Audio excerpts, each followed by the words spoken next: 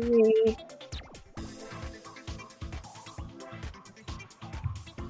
Can you hear me? Hey, baby, what you doing?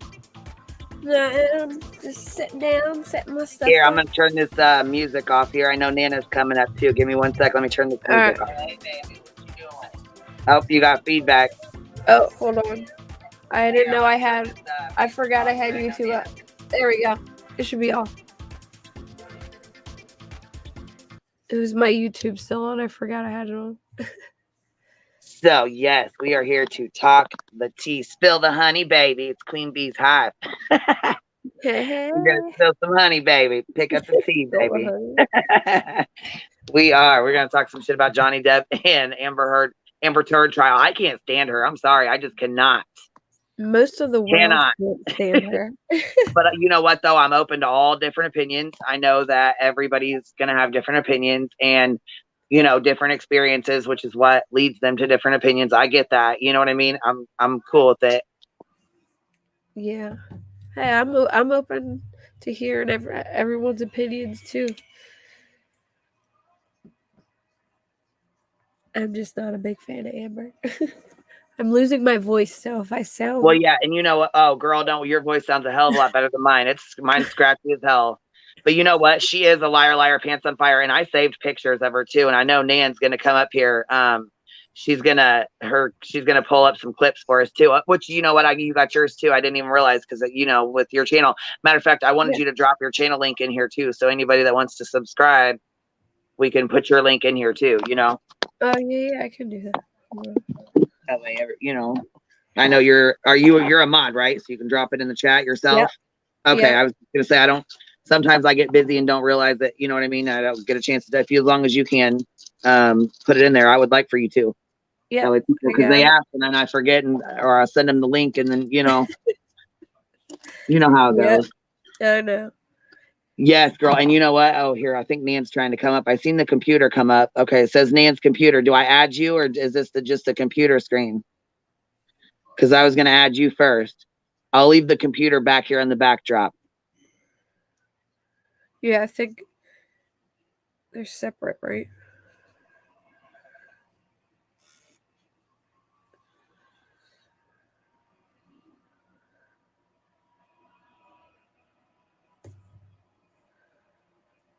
Let me mute myself.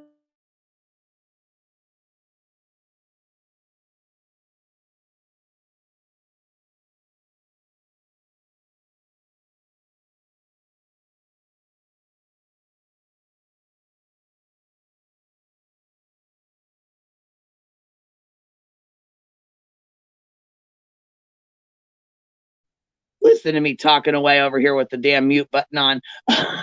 I'm done. I did that the other day for like the whole first 5 minutes of my show. And then yes, girl. I was just sitting here talking to you. I was like, oh, and you know what? I did leave my super chats and stuff on in the corner or whatever because it's not like I don't do it with the Summer Wells thing. I don't like none of that on there. Yeah. Yeah, I get it. But tonight ain't Summer Wells, so go for it. But you know what, though? I think those I know it's not supposed to be like a spectacle, but I'll tell you what, some of this trial was funny as hell. I mean, besides she was lying her ass off, I felt like she was definitely a liar. But I do got the pictures of like her makeup, the makeup that she used, the makeup, the people who like made the makeup, produce or whatever. You know what I mean? What am I thinking? Did you see where she said she called it a bruise kit? And then this girl did a I caught that. And like, they actually have a fucking bruise makeup kit where you can make bruises on your face. And that's what they're called. So crazy. But yeah, I don't know. I think Amber Heard, like, she had a lot of really wacky witnesses. Or not wacky, but like that one guy who looked like the doctor from. Well, yeah, but he moved his lips around, like he moved his lips around, his face around. And don't get me wrong, I think they're both toxic. I understand they both are very toxic. He, you know, he was talking about he comes from like his mother was really abusive and stuff. Yeah. So I know that he's not perfect. You know what I mean? Like, I don't Oh want anybody yeah. to sit here and think that I think But he's perfect, he because at I least definitely don't. But let me tell you something. Camille, his lawyer, she's a fucking beast. She is yeah. amazing, ain't she? Yep. But it's one thing to like own that you're not perfect, which I think makes it more likable because nobody's perfect. You know what I Right. mean? And like when you own that you're not a perfect person, we can relate. But then Amber more so, I feel like lies and tries to like make herself look better than she is all the time. So it kind of makes it more unlikable to me. Like Right. just admit things, you know? Hi, Just Nana. admit, just admit you're a bitch and you wanted revenge because she's an embarrassment to Oh my any god. DV survivor. Hello, ladies. Yeah, I think Oh, that's what yes. bothers me so bad is that she made a big spectacle and put herself as some DV survivor, and then we find out that she was like a total abuser. You know what I mean? It's like Oh, Ex- hell yeah, she was. And she set those pictures up. You know she did. And I'm telling you right now, she was using drugs just as much as he was.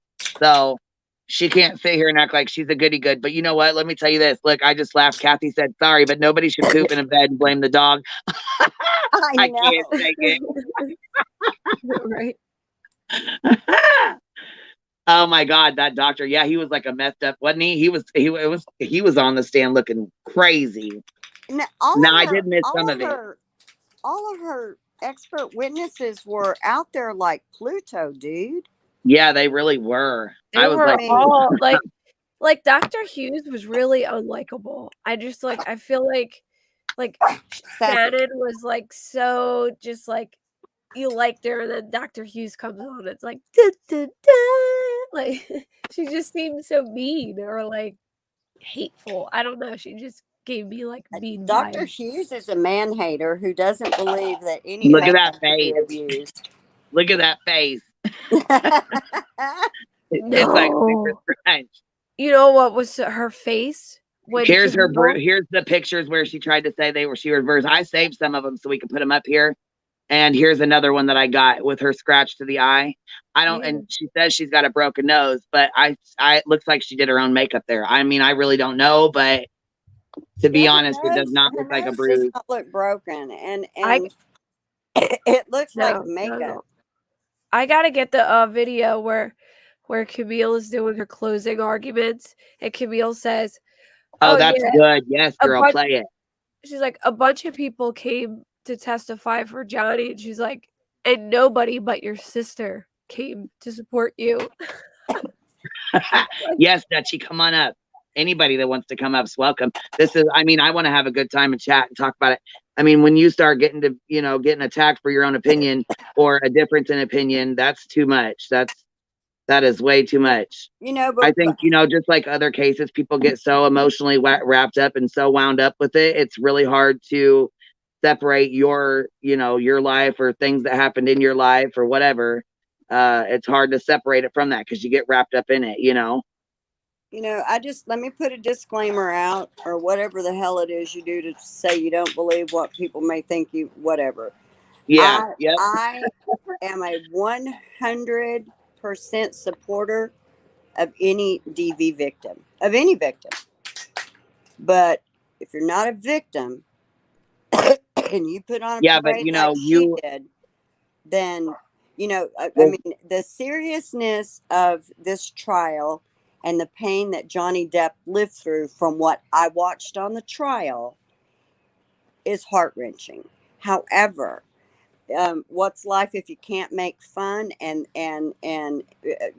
mean, it really and honestly looked to me, bless her heart, because your attorneys can only do what you allow them to do. So everybody's entitled to a defense. And I'm going to cut all kinds of fun at Elaine because bless her heart, she just leaves it out there like that. But I feel sorry for her too to have yeah, had Amber as a I heard she client. was crying. Yeah. I mean, a lot of ugly, ugly things have been said about her. And, I think anybody that's watched this can ascertain that Amber thought she was leading her legal team. She did lead her legal team, and she's going to reap her benefits. Yeah, she led her legal team right into the depths of hell with her bullshit lies. I mean, she made all of them look like a fool, and I know they tried to defend her and do all that, but it was bad when she was up there lying like that. It made every one of them look bad.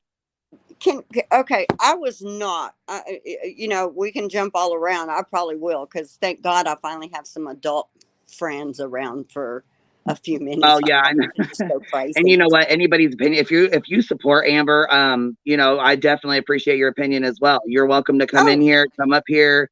You know what I mean? I'm not gonna be hateful or whatever. I'm not gonna ridicule anybody for their opinion. Whoever. I'm gonna guess that the majority of us support Johnny, but I don't care who you support. That's your choice, your business. But yeah, everyone perceives things differently. You know what I mean, from their past experiences or whatever. So not everybody's gonna have the same opinion. Hi, ladies. Oh, and Savannah, they're supposedly saying that might be Elon's baby because they went and did she got like his sperm and things like that, and then he tried to like sue her for her to destroy it, and she refused to. So yeah, but it's rumored. I mean, come on, how much is true there about him? He's got more money than anybody on earth. So if he wanted something done, he could have had it done. Well, there appears to be something else happening with Elon Musk and Amber Heard. Mm-hmm.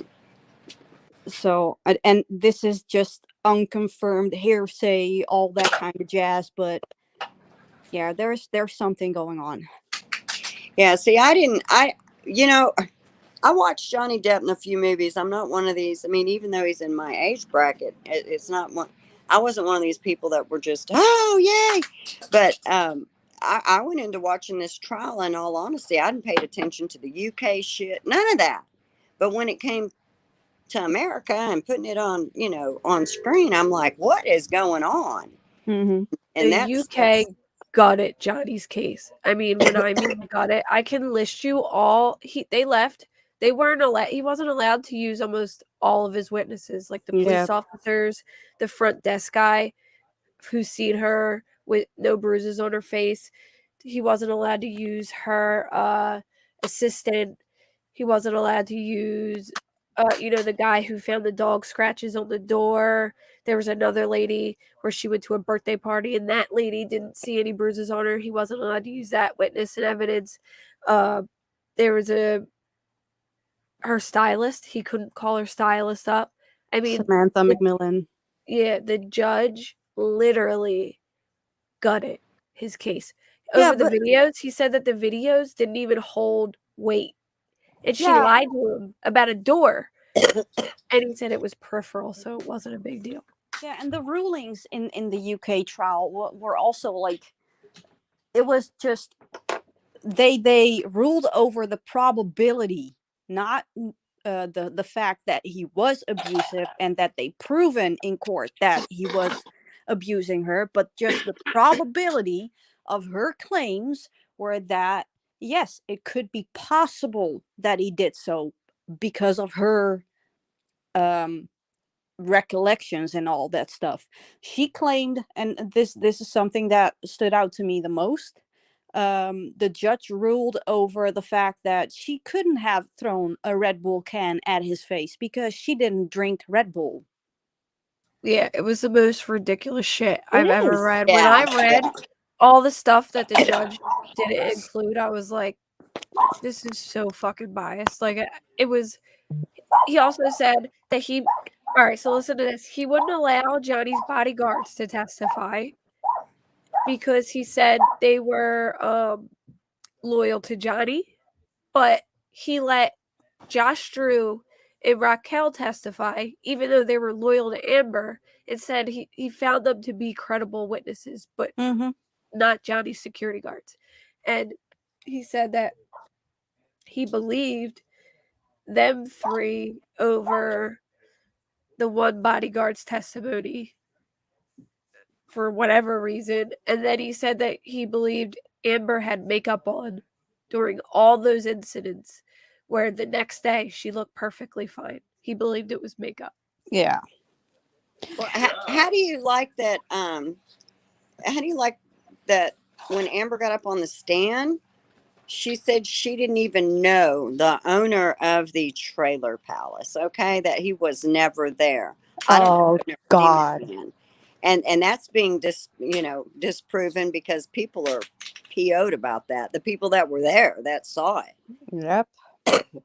Well, I mean, basically, what she said in like the entire trial was just you shouldn't believe any of the witnesses. You shouldn't believe any of the evidence. You shouldn't even believe your own eyes or ears. You should believe me at this present time, because even though I said something else like 2 days ago, right now I'm telling you the truth. right. It's just like how can you? She has been impeached by Camille like every turn that she took, And and constantly. there were 4 different pictures, by the way, of the table with the Coke. I don't Yeah. know where they all are, but there were 4 different pictures, each one staged differently. The cleanest table I've ever seen in my life. Like, she Windexed that shit before she set it all up. The glass even had condensation on it still from freshly being poured. I mean, if he had just left, or isn't that what she said, that he wasn't there? He had left.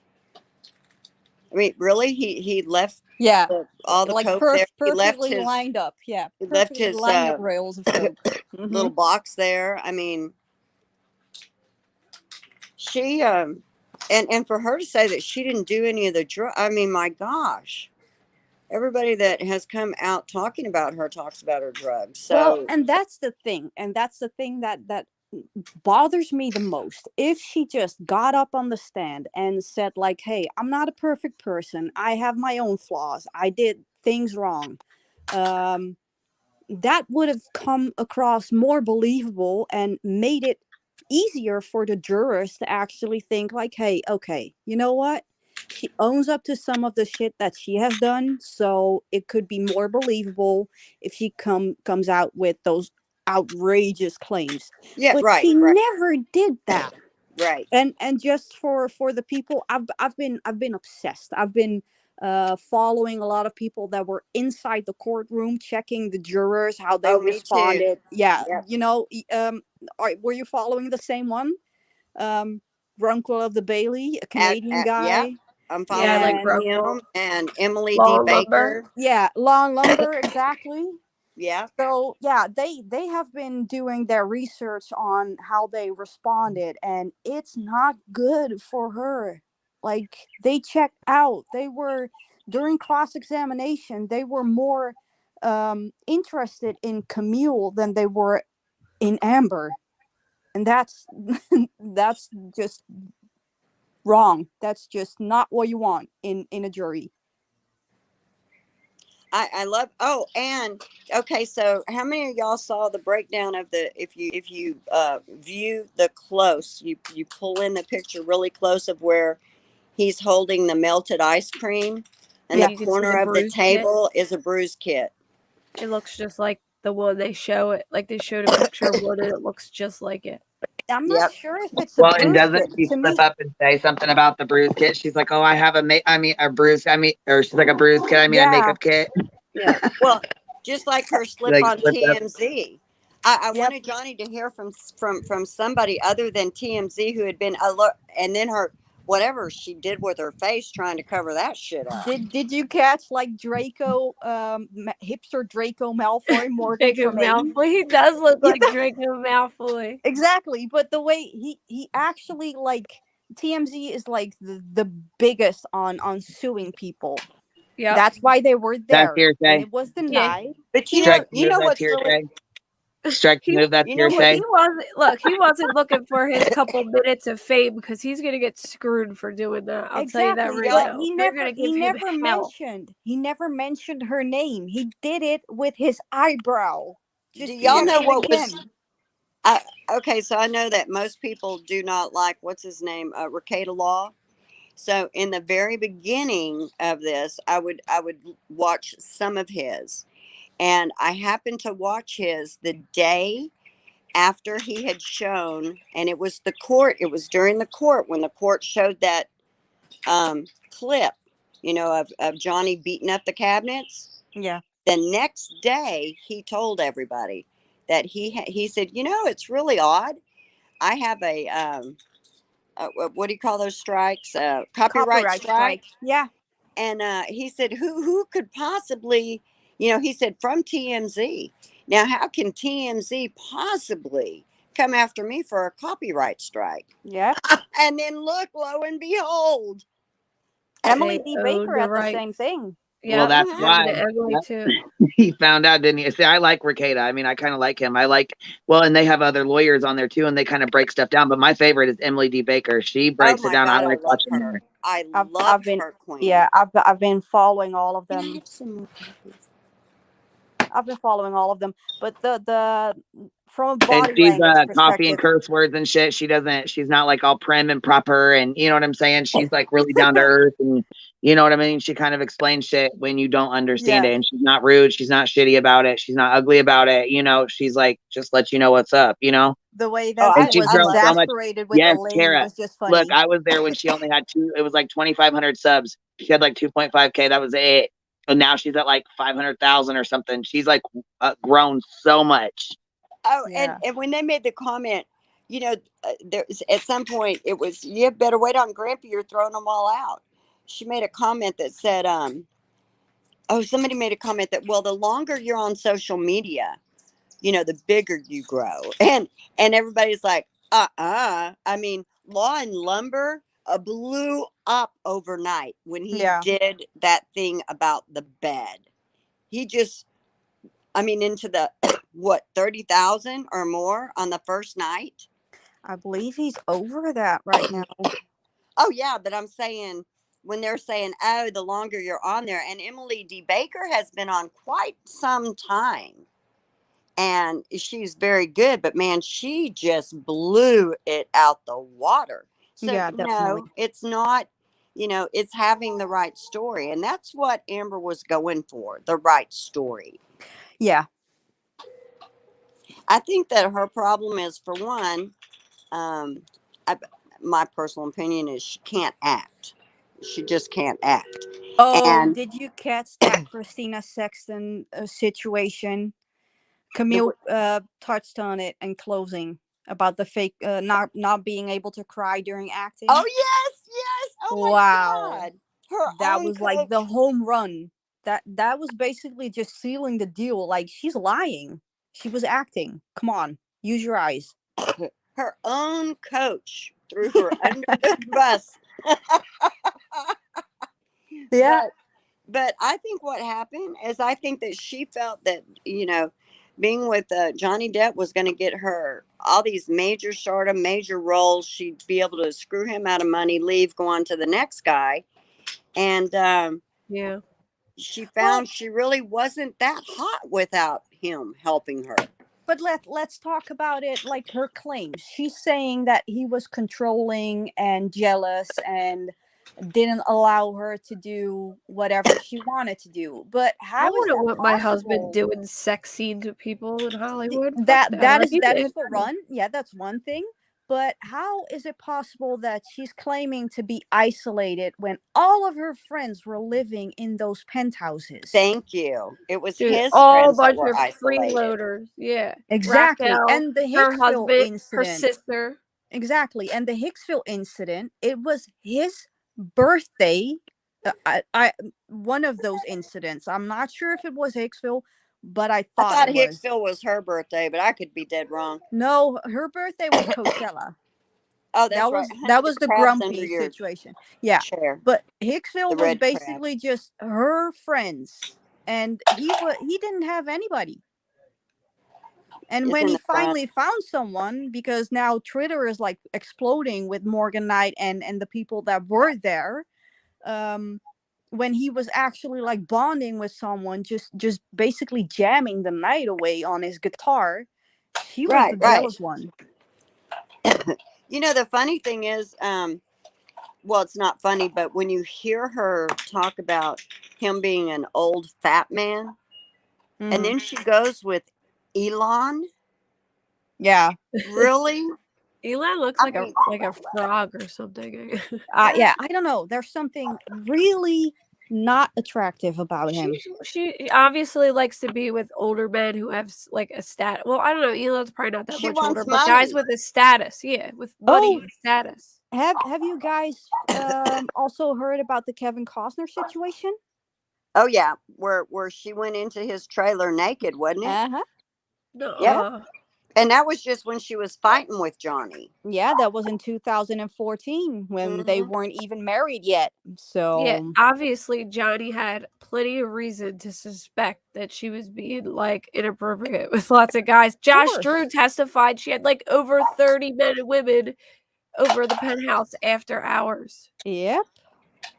And see, okay, Over 30? when she got up on the stand and they asked her what it had done to her life, and she said it destroyed it, immediately in my head, right? I saw the elevator with her and oh, what's his face? The day after she went and James got her Franco. TRO. Yes, thank you very much. So she had no problem continuing to bed the same people she was bedding prior to. She had no problem partying. She had no problem doing parts. She had no problem getting Elon Musk in her bed. I mean, when did she ever And start? Kara, don't forget. You know, I mean, because I tell you what, it's called Man Hater of America Club. You do enter that after so much abuse. Yep. You really Well, do. and that's the thing. Like, she's claiming that she had PTSD. That was like the last. I think it was Rottenborn that did the redirect after Camille did the cross. That she was saying that she had rules for the people in her life. That's where it got me, girl. That's right there. She didn't have no Yeah. rules. She has rules, all right, but Yeah, they're she has all rules, but not because of the PTSD. mm-mm. Because we have seen her 6 weeks in that courtroom. Nobody who touched her made her flinch. Nope. But did you check our dear friend Mr. Depp? Oh my gosh, did you see him during the closing, the painful parts of closing? My heart just broke. Mm-hmm. There were so many things that during the trial you could see his pain. Yep. That's And he real. flinched. He Yeah. flinched a couple of times. He flinched. So Yeah. if someone had PTSD, I'm not diagnosing anybody, but I'm with Dr. Curry. This bitch is histrionic. Yeah, I agree. Oh, okay, Pam. So Did her you see life that didn't change TikTok? until the audio tapes were released. See, I have no idea because, like I said, I hadn't followed them. So What? I can honestly say my first thing was this court case. That's when I became Yeah. aware. The hatred for her online began with the audio tapes, not with Adam Waldman's tweets, in my opinion. I've never. Have you guys seen the Adam Waldman stuff? Yeah, No. I have. It's on depdive.com. Yeah. Or depdive.net. They have a No, whole but before the whole depth dives thing, before the case actually went yeah, into they trial. posted his I'm not ready tweets for this from January 2021, March 2021, and April 2021. Like they posted all Adam Waldman's tweets on that site. Are you talking to everybody? Yay! Are you telling them? Tara Boom, histrionics is not really that there's some talk amongst psychologists that it's no longer a personality disorder. So some people still diagnose people with histrionics, but it's basically narcissistic personality disorder with Oh, I see that. borderline tendencies and over exaggeration and all that kind of stuff. So it's histrionics was something that was given to women back in like the 50s or something when they were just expressing their emotion. Then they were called histrionic. So yeah, there's talk that it's not Well, going I to think be. they still call it. I mean, it's still in the DSM-5, isn't It's it? still in the DSM-5, but there's talk about it being excluded in the Put her in the DSM-6. swing that fast. Did you guys see that TikTok where Amber's like, you know, when you're like trying to get your significant other's attention, you start like lightly smacking them on the back? Well, she was Yeah. like doing it to him as a joke, but she was like hitting him so hard and like so extra. Mm-hmm. And he was all like flinching. It was just like she was. It just I was like watching it. I'm like, that's just so overkill. Like the way she was smacking him. I gotta see if I can find it. But she was like trying to get his attention and like joking with him, but she was doing it so hard. It was like she just gives me bad vibes. Depdive.net, Pam. Yeah, They Depp have Dive is everything. awesome. They Yeah. have What do you? everything on there. So the staircase incident was told by Amber one way, her sister one way, Yeah. and I'm really confused on the way that Amber told it, because Johnny came up the stairs and she was afraid he was gonna push her Push. sister Yeah. push her sister down the stairs, Mm-hmm. but yet he was behind her. Yep.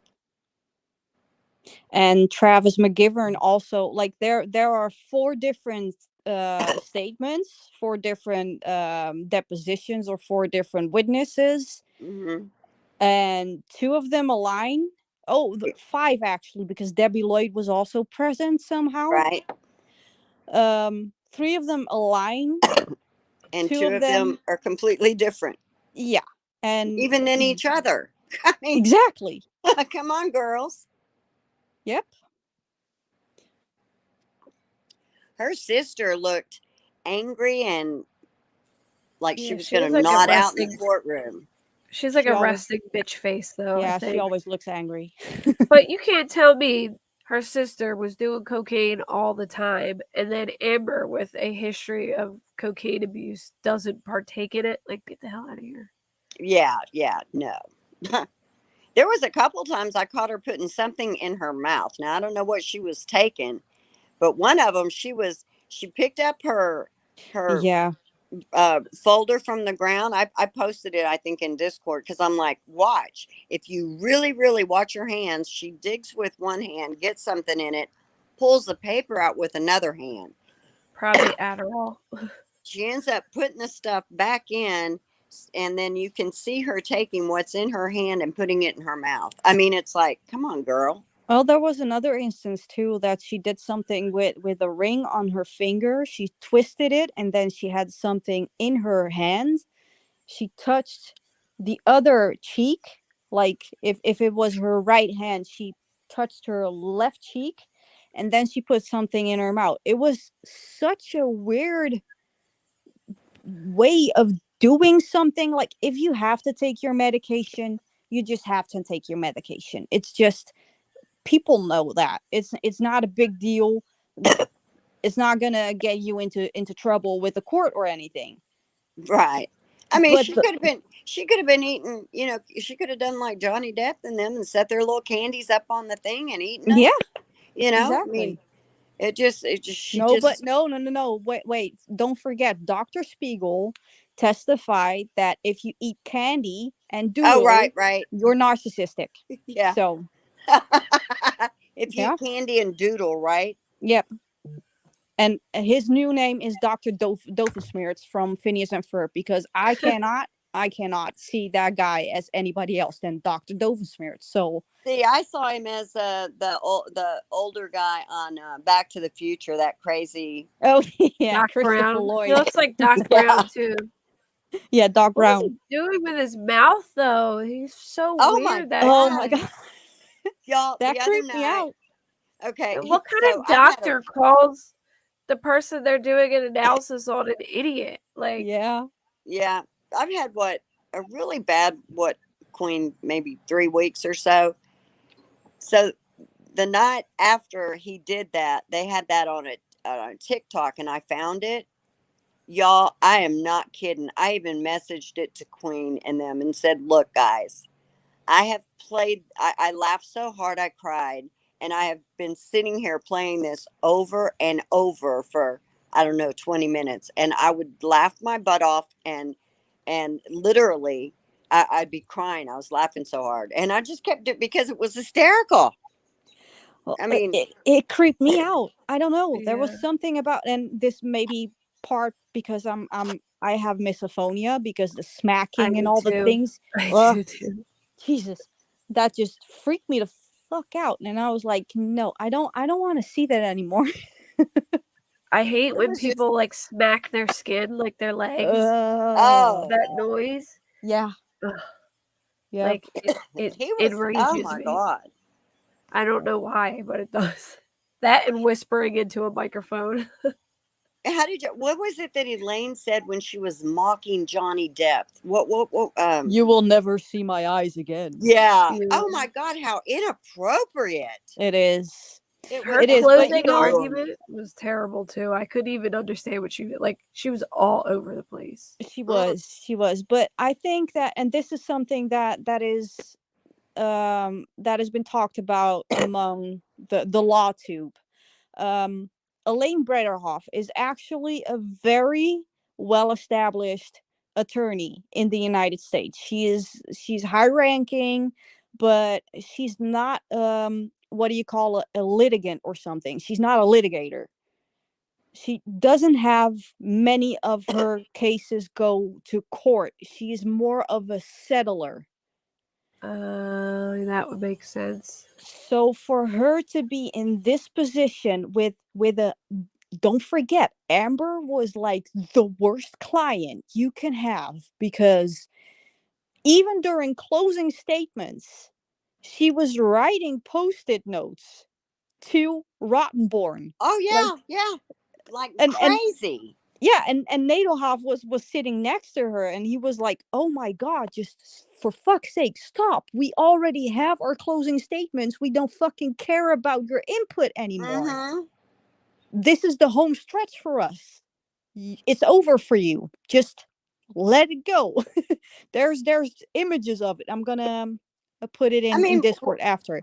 what in the hell was she writing every single day, all day long? It's not like they didn't Threats, already know her story. threats. I guess I threats. mean, what in the hell? Yeah, I don't It know. was, It says a lot about her character, though, that seriously, like, the only person who came in support of Amber was her sister. Yep. yeah. But, like, there was, like, She a ton of lost people all her there supporting friends. Johnny. Yeah, like, Raquel wasn't her friend anymore, and she supposedly hit Raquel. Josh Drew wasn't her friend anymore. Her assistant didn't get along. I mean, there was not one person there that was there for her besides her sister, who she supposedly beat up too. Yep. Well, they She have a didn't. video of some show her sister was doing or whatever, where her sister, they were talking about Amber beating up her own sister. And Where the they letter saw it. from Jennifer Howell saying that Yeah, Whitney admitted to her that Amber she thought that Amber was going to kill Johnny, Yeah. and she was scared of Amber, and that's why she moved out. Yep. Oh, and there's also something off about the deposition. Like, there was so much more that Jennifer Howell could impeach um Whitney on. But did the letter get in? Yeah, it was as far Yeah, as I think they got the I letter know in. now. Yes. But Glitter put up a good thing. Like, I wouldn't be surprised if her attorneys advised against her going back on the stand, but she demanded it. I think, and this is just something that more people are thinking, it was a power play from Johnny Depp to go back on the stand the day And one before. up him. Yeah. Yeah, one-upping her. Like, She was he, really argumentative with she Camille. was, And it's but like, it baby was girl, for Camille's her. got time to burn. She can sit here all day with your ass Exactly. if she wants to. And I think that Johnny Depp's team was basically like, okay, whatever loss we're gonna get, because we know that they're gonna cross you, whatever loss, we can take it, but we know that she's gonna take the stand because she cannot let you have the final word. And Right. for fuck's sake, she did it. she did it. So that was either a very smart move, or it was just, I think her attorneys were just like, don't do this. Don't go back on the stand, because we only have half an hour to direct and redirect you, and they have 6 hours to impeach you on everything, and basically just wear you out. Yeah. She looks at the jury so freaking much too. Like Oh my God. every 2 words she turns to him and like looks at him all weird, like so And intense. I would be like freaked staring out at if I was the Johnny jury. Depp. Yeah, staring at Johnny Depp. I mean, and calling him Johnny. Yep. And Johnny, when Johnny, Johnny. Camille got I'm, her to admit that she wrote the op-ed and no. with malice too. Like Mm-hmm. she was like, yeah, I wrote it because everyone in Johnny I knew everyone in Johnny's life would help him, or I forget what she said, but she basically alluded that she was mad and that she did it because she Everybody knew else is that. always on his side. He's so Yeah, yeah, on his side. powerful. He's so Mm-hmm. Yep. powerful. Yep. Yeah. She Well, just and the thing is, I'm not sure. Did you guys also looked at the like the behavior panel and the yes, Yeah. behavioral ma'am. arts? Yep. Oh Yeah. God! Like if four well established people that have been in the body language and like um all that kind of stuff with FBI and whatever are unanimous on the fact that there was so much deception in the way that she spoke and the way that her body language was portraying, that is telling in and of itself. So if they can see it, the jurors are going to see it. Yeah. Yep. She was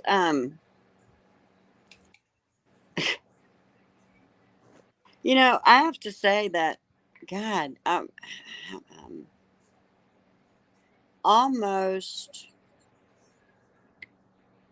let's see. I'm trying to think how many years. Um 15 years after my divorce, I heard his voice again, and it immediately, and I'm not exaggerating. I have to find a bathroom immediately. I start getting sick. Yep. The panic that takes over my body with just hearing his voice Yep.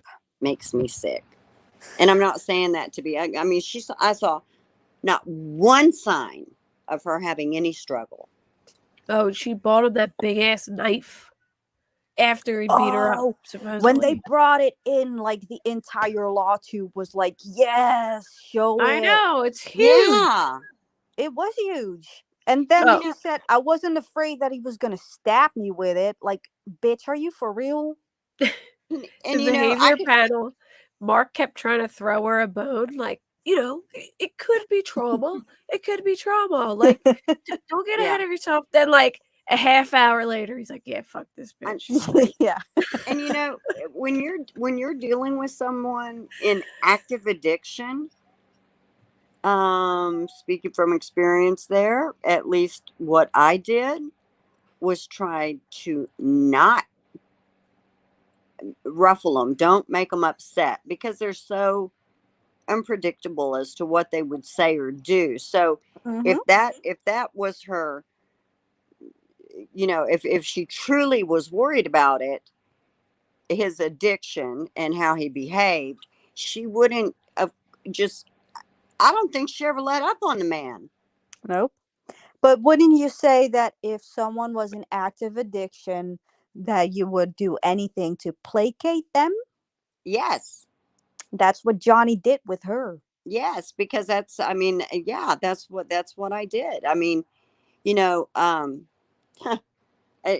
everything that she says is the opposite of what I've done in any proportion that I've lived through of what she said. If that Mm-hmm. makes sense. I mean, I'm, you know, No, I get it. trying to put myself in her place because in some ways I was there, and it's like none of this makes any sense. I mean, it doesn't make sense. None of it makes sense. No, exactly. And from my personal experience, I'm more like Johnny. I don't look my abuser in the eye ever again. Mm-mm. And we still live in the same building.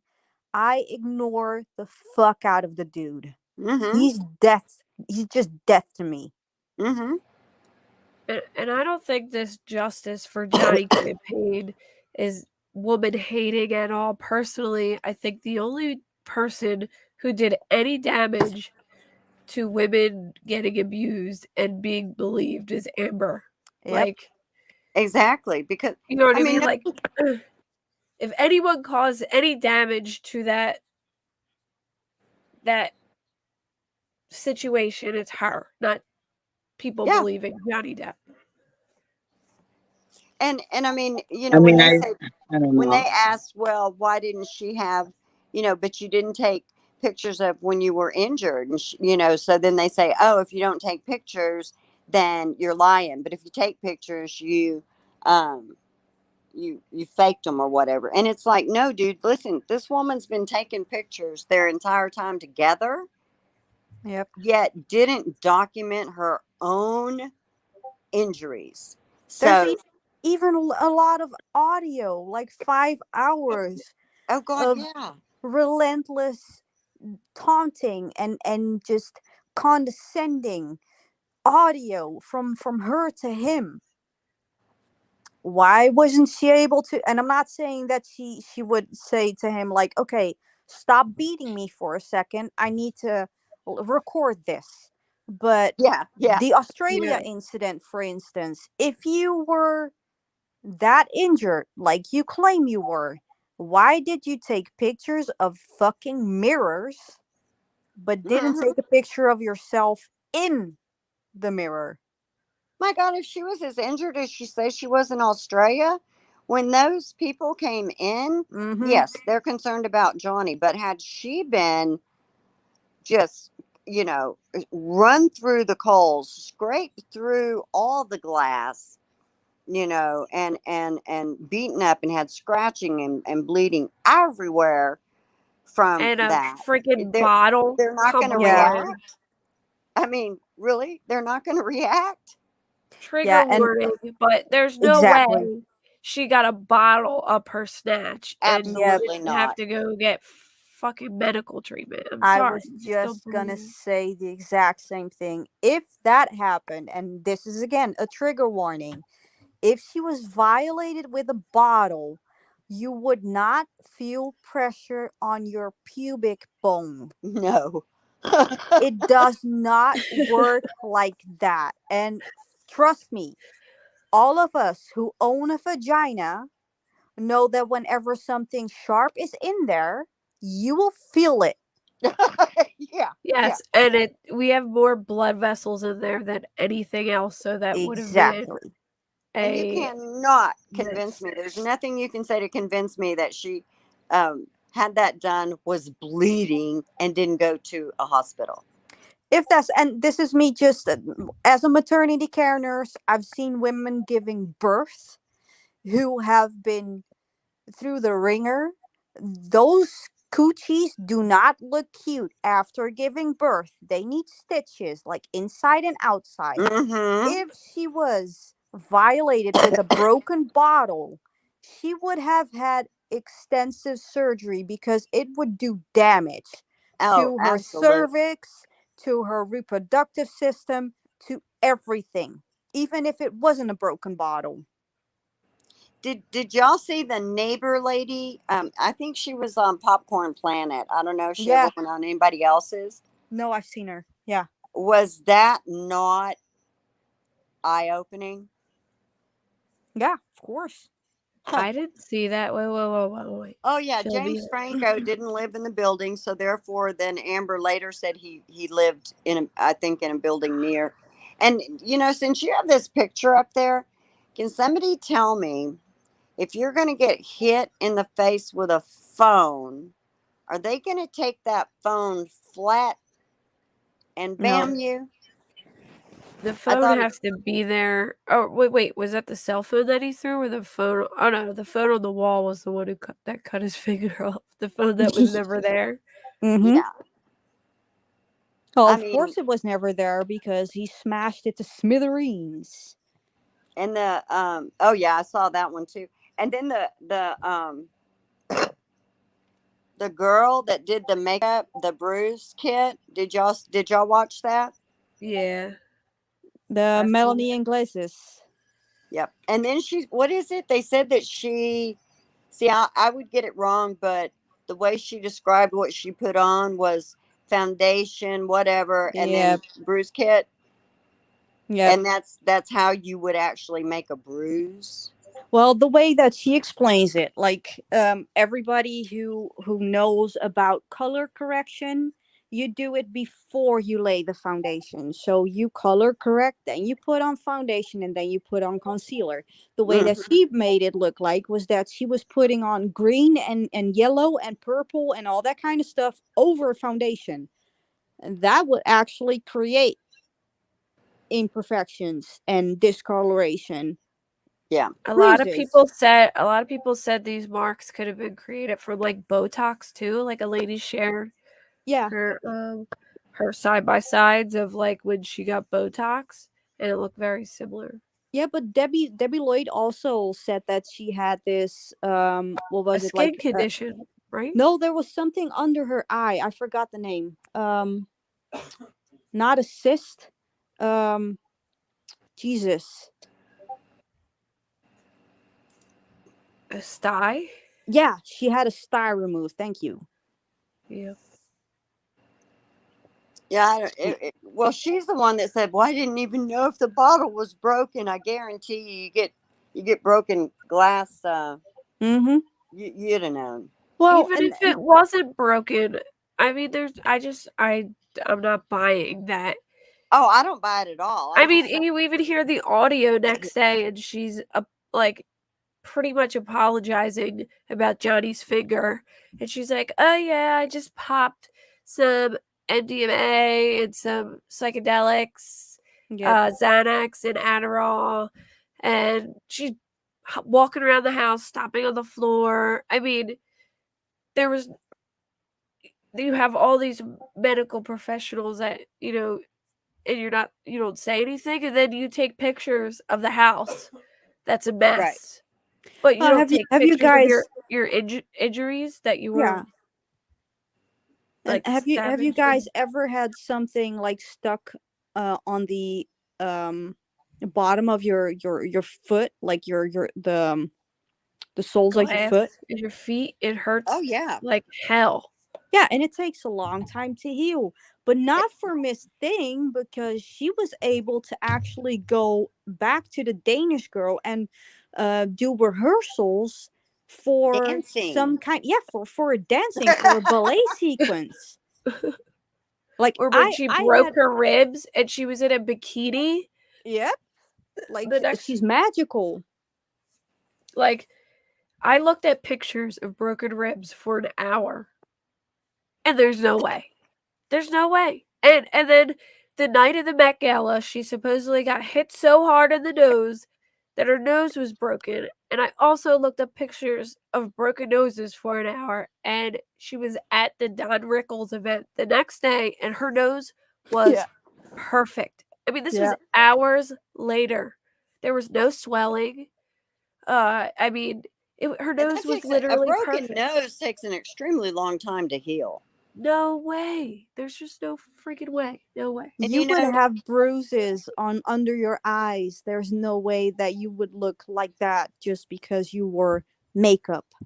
Or she tried to pass the same exact picture just with the contrast changed Yep. as pictures from two different times. Mm-hmm. yeah. Well, And and that's another thing. They had to like motion her or whatever. I don't know what the proper legal term is, but they had to compel her to hand over her devices like a couple of times.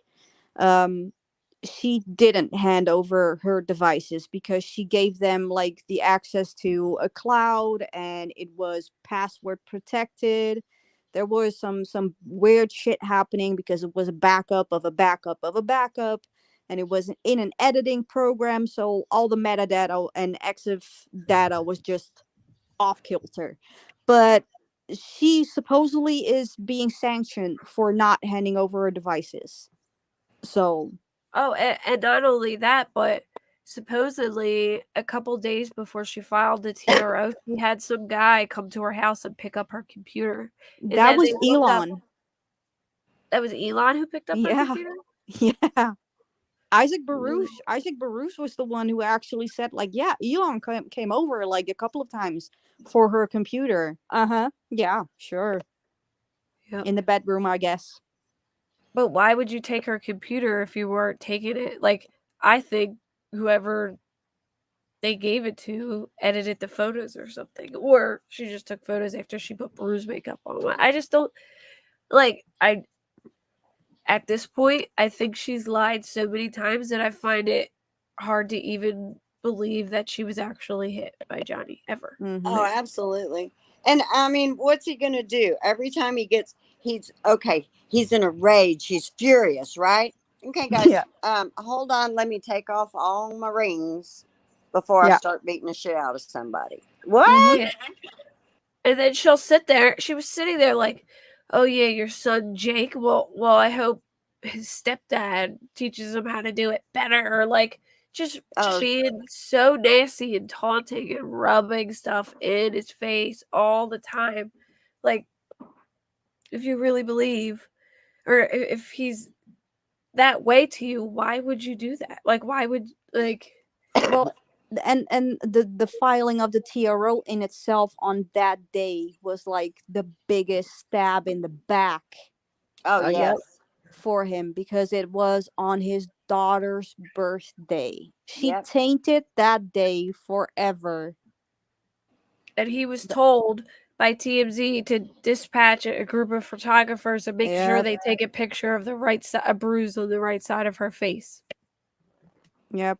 But she wanted to do it quietly, but she was told that she couldn't because she couldn't do it in private. But somehow TMZ got wind of it and she had her publicist with her. So, Because she's a public figure. I almost threw up over that. yeah, right. I mean, she really thinks that she Okay, is so what do you guys soft. think about the finger? Do you think that because he slips up and says he cut his own finger, and then but he says that she did it when she threw the bottle. So what do you guys think? Do you think No, that he didn't slip up, Queen. Originally, he said he did it because he didn't want anyone to know the truth. That was the original Oh, okay, so it story. wasn't He a lied slip for up. her. Okay. In the But that audio, he did take the blame though. He did say Right. but right, He right. took in the the blame. audio, in the audio about Australia, you can hear Dr. Kipper talk to Ben King, basically saying like, if there is a police investigation, we'll take care of it. So they were Yeah, protecting her. and you heard Amber in that video, in that audio. She admitted to it. She was all freaking out over it, but they couldn't play that audio because um he had passed. They didn't play any audio with him on it in the court because what's his name that passed away? God, I can't. Jerry Judge. Jerry Judge. Yeah, bless his heart. So because he was in that, that's why nobody got to hear that. I'll say though, it was cracking me up when he was answering questions and they were like hearsay, hearsay, hearsay. Oh my Yeah. God. He's like, well, she said, oh, let me guess, that's hearsay. Like, all right, One let of me my guess. These are favorites hearsay was the papers. signature. I was cracking up. I was like, oh my God. One of my very favorites was the signature. Is that your signature? Yes. Yes. Ask him again. Yes. On the third time, I mean, it's like, oh my God, really? I How love many that how one. many times do you need me to confirm that it is in fact my signature? Like, get to Right. the point, Roddenborn. I know the Please. hearsay papers. Yeah. Or Maybe these are how hearsay. How picture. about the homophobic lesbian cop who arrested Amber Heard? Oh, Beverly Leonard. That's The lesbian. homophobic lesbian cop. Yep, and That was a she good was one. the one who actually. She cannot blame anybody else but herself because she opened that door by mentioning Kate Moss. And then Because said Kate Moss wanted her 15 minutes of fame. she would have eaten them alive if they had said that to her. Come on. Or But what a there's waste of 11 minutes was Ellen Barkin. Like, oh what my the god. fuck did they even bring her up for? Yeah, he didn't throw, he tossed a bottle in my general direction 30 years ago. Like, Well, not even in her direction. yeah, It was not even just in like her direction, just yeah. in general. He just tossed it. It didn't hit nobody. But the He most didn't throw it, he like tossed it. cringiest thing was that she had to change the romantic into sexual. Like Yeah. It was how so can you bizarre. make yourself look like more of a scorned woman 30 years after the fact? Come on. It was just Yeah. that was A total waste of 11 minutes of everyone's time. Well, I'm not sure of the exact reasoning, but from what we gathered, there was none of his audio played, and it had to do with because he was dead. Now, I don't know if that means no. I didn't necessarily mean it was a legal thing. Maybe it was just a respect thing, or maybe because No, he no, no, couldn't no, no. answer. They had before the trial. They had stipulations put in place that they can only use audio with their voices on it because otherwise they could They use couldn't Dr. testify to it. Yeah, they could use the audio from Australia with Dr. Kipper and Debbie Lloyd. They were there to actually, and Ben King. They could actually give their consent. The only one who couldn't give consent was Jerry Judge. But yeah, when you die, that consent is just there's no possibility to give that. But they stipulated right before they started trial. Some stuff were like admitted into evidence. They were allowed to be admitted into evidence, and some stuff were just not allowed unless it was brought up during the trial itself, like testifying. I That's really why wish that audio was admitted though, because that audio was probably, besides the one where she says, "Oh, are you gonna? Nobody's gonna believe you, Johnny Depp, a victim of domestic violence, because you're a Yeah, when man she's or like, whatever." "I, Johnny Depp, I'm in a domestic violence relationship." Oh yeah, go ahead and tell him, the judge, the jury, everybody, they're gonna believe you, all right? mm-hmm.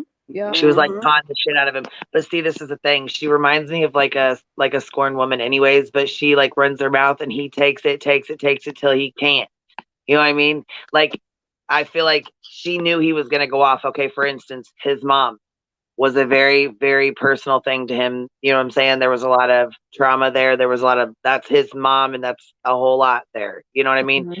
So when she passed away, he was feeling, obviously upset. And oh, hold on, my dog's gotta come out. Anyway, she was upset, or he was upset, and she deliberately recorded him going off. Like, she knew he was like, just, he had a moment of rage. You know what I'm saying? Like when he slammed the cabinet door. Yeah. Oh yeah. And I think that was the big crock of shit, that she fucking recorded him. Why the fuck did she record everything he did? That's what I was. yeah. I mean, I just didn't like that. It was When like she she gave prepared it to to do this. TMZ, when she gave it to TMZ, she cut the part out where she set up her camera Mm-hmm. to And film when she him was snickering. with the cabinets, and then at the end, she cut out her snickering in it. And When misrepresenting. he's like, "You're fucking recording me. You're fucking recording me," I would be mad as hell too, in my own Yeah, fucking but house. what What the did he fuck are you do? recording me in my own house, bitch? What the What did hell? he do, Queen? What did he do? He went away. Snapped the camera and walked away, didn't he? Then he shut it off and Exactly. slammed the phone down and He walk away. left. Yeah, that's what I thought. He left. If he Well, I was mean, that one abusive, time he when would have he And then when fucking he tried to smacked leave, her. she would physically abuse him. Mm-hmm. She would she would insult Yeah, him but and you know what? insult him I and had a friend insult him like and that. insult I him. had a friend like that. She would get mad at her boyfriend and she would tell him to fuck. She would tell him to leave. Like it was like she would deliberately argue, like they would get into a fight or argue or whatever. And she'd be like, "No, you need to leave. You need to leave." She would snap and tell him to leave like 50 times. Look, when he would fucking leave, she would snap out and just go off. You know what I'm saying? Like she just would go off, like blow his phone up, text his phone a million times. Like Oh what are yeah. you doing? You just fucking told him to leave. What are you doing? Like I can't deal with that shit. That's crazy shit. And I mean it's like a cycle of toxic because then he would come back.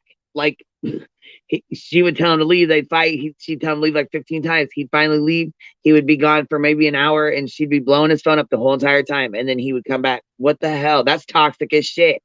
They Yep. did that a lot. You know what I mean? Well, You it know, seems if you're that afraid of somebody, she would egg him But on. don't get me wrong, And, I feel like he did egg her on too. I feel like he oh knew yeah, there he Oh, was, of did. you know what I'm course. saying? I feel like he definitely is not innocent in this at all. No. I mean, I don't think he abused her and beat her ass and put his hands on her and punched her in the face and did Okay, this with the bottle and all that. I don't think that at all. No, that absolutely is not. true. But I mean, I Like, definitely think he pushed her buttons because let me tell you something. you get fed up. Yeah, when you get to a point you just start talking shit, you don't even care. But you know what, really, I think there was a whole lot of with the age difference too, because she said she would get irritated with him being playing the guitar with his buddies, you know what I mean? And mhm. she was on a whole different level. Like she wanted to be up under him nonstop, 24/7. She wanted to be up under his ass. She didn't even allow him to go to visit his daughter. I know. That's what I mean. Like it was just she was so jealous. I mean, like she was overly jealous. Yeah. Well, anytime they tried to play just her admitting or doing something or saying something ugly, then her team would, you had to put in the before and the after. So, um, which, yeah, they're fighting and we have Well, no idea Camille what all was Camille did a happening on good our thing team. with that actually, because the one audio with I'm gonna fucking die. I'm gonna die if you leave me. Remember? Uh-huh. They let the court listen to that entire situation, but they left out the beginning of it because they knew that she was gonna misrepresent it. She did, because she was saying that she didn't want him to leave because she knew that he was going to go inside whatever house he was going to go in and use drugs. And then Camille was like, he was going to use drugs while he was wanting to see his daughter. Yeah, and Amber said he did drugs in front of his kids. Yeah. I mean, she should say anything. Yeah, but that you could just see that at that moment Well, when and I feel the like she camera was looking definitely at her. I Hmm? mean, she took, okay, so like he said off on the nod. If you guys know anybody that does opiates, and you know what I mean? I definitely do. So, if you know anybody that does opiates, they nod off a lot. Mm-hmm. And if she knew he was messed up or she knew he had taken something, you know what I mean? She knows within a 45-minute span, he's going to be sitting on the couch nodding the fuck off. Yeah. Why would you hand him a bowl of ice cream when you know he's going to be nodding off like that and then turn around and take a picture of him? I feel like it's stupid shit like that she did, knowing what was, you know what I'm saying? Knowing it was like a whole setup for her, like Yeah. eventually, oh, you know what? Maybe I don't know that this is going to happen, but just in case it does, I'm going to go ahead and take a picture of it because fuck you. Or if he thought he was sleeping with somebody else, she always wanted to be up underneath him. She was very jealous. He said it got to a point where they couldn't even kiss someone else in a movie, in a scene, because it would cause too much friction in the relationship. Yeah, but she was the one who was constantly cheating on him. Yeah, and he knew Yeah, about and it. see, Like, that's another thing too, is if you're deathly afraid of your man, okay, let's say this, your man beats your ass, right? Okay, he beats your ass and then he fucking leaves. You are not gonna call another man over to your house knowing he could come home to his penthouse at any given time. Are you kidding me right now? You're playing with fire. See, baby, that's what I'm saying. I don't believe her, because I'm gonna tell you something right now. Any woman that just, would be bitching about getting their ass whipped would not be calling, would be scared. Any female would be scared. They wouldn't be, you know what I mean, calling some other man over there to, no, hell no. Nope. I don't know. give me a book. There's another situation that was kind of heart wrenching to me, because he was trying to kick the opiates And they went Oh, and that's to hard. That's extremely hard. And I yeah, felt like her exactly, taunting him, her even going to fuck with his recovery was a bullshit. That was bullshit. exactly, Yeah. like But I feel like she just was also trying to refusing. recover. She was trying to detox with him, and that's not going to happen. You can't do that. You know what I mean? That's just not. She With wasn't those, trying they're to toxic detox. anyway. She wasn't trying to detox with him. She was trying to control him because she didn't Yeah, allow him keeping to the get meds his from him. medication. Yeah, see, he's been doing drugs since he was 12 years old. He's been doing drugs for over 40 years. I don't think he needed to be secretly drugged or driven to take drugs by anyone. I never said he did. I never said that at all. He definitely made it very clear that he was a drug addict. He made it very clear that Yeah. he liked his drugs. He made it very clear what drugs he did. He did not seem to lie about any of that shit. He was very open with it. He was open that he did drugs with Marilyn Manson. He's like, I gave him a pill because he wouldn't shut up. Yeah. Yeah. Oh my But God! then How there's many Amber, times who did they most bring up definitely Marilyn does drugs Manson? and denies it. Like, obviously, she does a lot of Right. drugs. She's admitted in audio. Like, obviously, she was doing shit with her sister. They were sending pictures of cocaine back and forth between her and her sister. She admits in the audio in Australia that she only popped Xanax, Adderall, ecstasy, and hallucinogens. Well, didn't she do MDMA or something, or mushrooms or something? Yeah. She did something at Yeah, but what was it, she Coachella? only Yeah, she she did a only did lot it of 2 drugs. times. She only did She it 2 definitely was times. feeling nice. She said, I'm done, son. And then they took the pictures. You know what? I'm not even gonna lie. She looked really pretty in those pictures. Mm-hmm. In the car and stuff. She did. She looked really pretty in those pictures. And she didn't have no bruises. Her face wasn't like bruised up. Her nose wasn't broke. None of that. You know what I mean? None of that. Let me go find him. Matter of fact, I'll put him up here. Let me go find him. Yeah, then she quick tried to change those locks for James And no, like I Franco to said, come don't get me over. wrong. I'm sure he was drunk and probably yelled at her. I'm sure they probably had fights. He's not innocent. I mean, but I'm just saying he didn't punch her and slap her around, break her nose. You know, like Yeah, no, nothing she like that. I totally. mean, yeah, I And can see him that's yelling, maybe talking shit when she said he's a fat old man or a fat ass old man, and that his kids don't love him and stuff like that. Oh yeah, I could definitely see him clapping back and saying something to her. You know what I mean? But that's the thing. But not hitting her That's and the beating whole her. No. defamation. That's a defamation. It's about the op-ed. It's not about him being verbally abusive. It's about her alluding that she was subjected to sexual violence and that she felt the culture's wrath. And something else about 2 years ago, I became a public figure or something. Those are the 3 things that need to be proven in by the jurors right now, if it is defamation or not. And there is nothing to corroborate anything that she has claimed in the op-ed and in all her testimonies. Yeah, I mean, there's every time she claimed that she got beat really bad the next day in pictures, she looks perfect. Like, absolutely perfect. No swelling, nothing. Like, even when she was on James Corbin or however you say it, she was Corden, supposed to yeah. have that cut on her lip, and she's moving her mouth, opening her mouth all the way. Like, if you got a cut on your lip, that shit hurts to do that. She didn't Yep. have no problems with her lips, and Johnny had to have suspected that she was cheating too. So of course he was insecure. Josh Drew testified that she had over 30 people in and out of Yep. the penthouse after hours while Johnny was gone. That's insane. 30 people, like, and that she slept with Elon and Kara at the same time. Yep. And I do agree with Captain on this one. Oh my God, Captain! Okay, whose dog? Let's just. I'm gonna mute you. Whose dog is that? Nana's? Oh, Oh, sorry, I just muted you by accident here. It must not be your dog. Whose dog is that? no, It's not my mine. dog. Wasn't yours? There's somebody's got a little dog that's just going to town. It's Nana's dog. I'll mute. Oh, okay. It's like, is it? Well, I didn't know if it was the TV. I know it wasn't mine. I was like, it sounds the same. I had to listen for a second.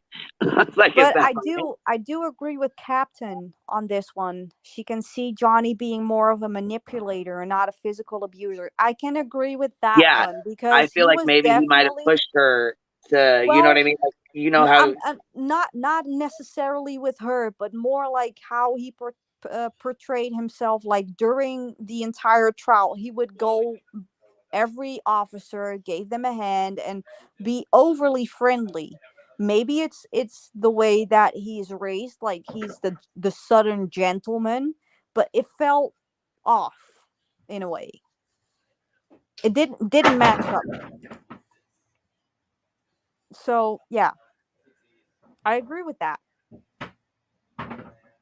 I can share my screen with Camille's thing whenever you want to do it. Yeah, well, I was just gonna say, let's play her where she wraps up at the end, where she does the closing arguments and stuff. I think she does pretty good with it. Well, to be fair, Rottenborn also did very good Yeah, in he the did. closing. Elaine was the one who basically just fucked it all up, but Dude, he was Elaine's solid. was so all over the place. You Yeah. know that GIF with the guy from Hangover, and he's just looking into all the math problems. Yeah. That was me trying to listen to her closing statement. I was like, what is she even talking about? She was just making shit up out of thin air too. Like, I was like, Well, what and is she going was on? also like walking on thin ice over there, because she was basically drawing legal conclusions right in front of the jury, Yeah. which is not a good look. Or the psychologist violating the Goldwater rule. Like, the dude Oh was, my god. and his reasons for Johnny Depp having narcissistic personality disorder were so stupid. Like, Yeah. they didn't even make sense. Like, they did Well, not fit the criteria at all. but to be fair, like I don't Well, like the here, guy. let me say for an example, where he said he wanted to burn her body or burn her body and her corpse, something, something, something. And she's like, "Did you say that?" He's like, "Absolutely, I did." Like Yeah. he had Yeah, no. he said it. They were joking about Monty Python and the Holy Grail when they do the witch thing. Like, they It was, did you yeah, ever see that movie where they weigh the duck or whatever? And they're like, she's a witch. he She's was a Oh witch. talking to Paul yeah. Bettany. Paul Bettany is British. Come on. Yeah, Hey, with There Paul was so a Bettany. dick. Joss, you know the last text messages that Rottenborn made him say, he finally said whatever or okay, but that's not They me. weren't even his text. They were They were Duder's. incoming, not outgoing. Yeah, they were Duder's text. That's why he didn't know the text. He was like, "This isn't me. It wasn't It, him. They were Stephen Duder's text." And it not to didn't be even. like a bitch or anything, but they were also dated 2017, like a year after they divorced. Yeah, and they were So talking Yeah. about they were talking about someone named Molly, or I think maybe they were talking about like Molly and the ecstasy, Drugs. drug. MDMA. Yeah. But regardless, it was after they even broke up, and I'm pretty sure it was Stephen Duder's text to Johnny, and they tried to say it was Johnny. So that's why Johnny was like, I don't know whose they are. And, It and he doesn't didn't sound sound like like me. Johnny from what he writes. Not at all. He writes much different. Yep. The text where he was saying stuff about other women wasn't him. That's just the thing. Yeah, he kept saying it wasn't him. There were incoming texts and there were outgoing texts, and this was an incoming text. So he was on the receiving end of that text. So whoever was talking to him was the one who was saying to him, like, I'm gonna make her Hit that pussy trash off the around hinges. like a mackerel or something. I'm gonna knock hit that pussy off the hinges or something like that, and thrash her Yeah, around and like a there's mackerel. some exactly, and there's something else that he said, I want, I need, I take. Let me, and I'm not sure if anybody can pull it up, but there's a picture of Miss Hold on. Heard Holding the piece of paper that says that. Yes, thank you. You know exactly what I'm talking about.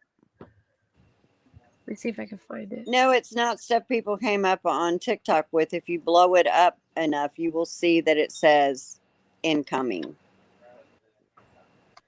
Okay, I sent you both of those. I sent you the one for her, Camille, the next one, and then there's like 4 or 5 funny ones that Nan sent. So if you want to pop them on, you're welcome whenever. You know what I mean?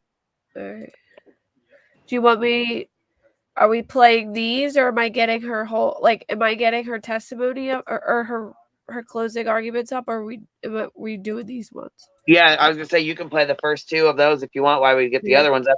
Just like clips of them or whatever, just so anybody that hasn't seen them, because I know there's some people that probably haven't seen them, but just so if they want to watch them real quick, I know they're not like super long, Yeah. but put it on like Some of them 1.5 are so or funny. 1.25. They're just funny Gamer ones. guy, you won't be like booted off of whatever because you're allowed to be team whoever. Like reasonable minds can differ. That's just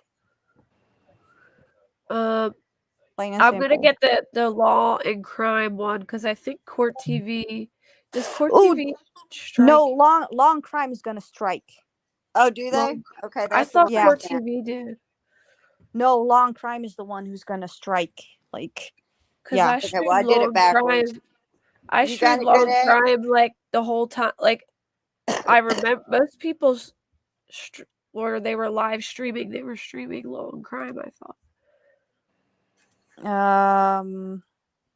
like Emily and all them. I even streamed long crime the one day. And they didn't I heard Elite from Legal Bites actually say like Law and Crime was the one who constantly striked her. strikes people. All right, Yeah. and then we'll do Court TV. All right. You can play some of the funny ones.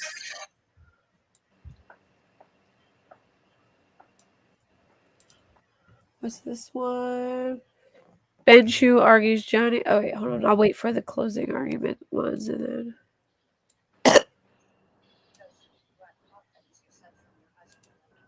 Wait, what? Hold on a second. Wait. All right. Let me share my screen first because for some reason I can't pause that short when I go to play the short. It won't let me pause. Okay. Oh, gamer guy, if you're Amber's future lawyer, good luck.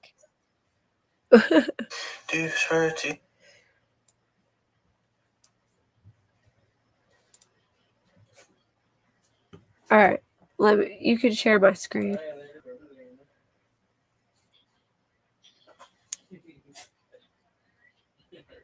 Let me mute before I pause.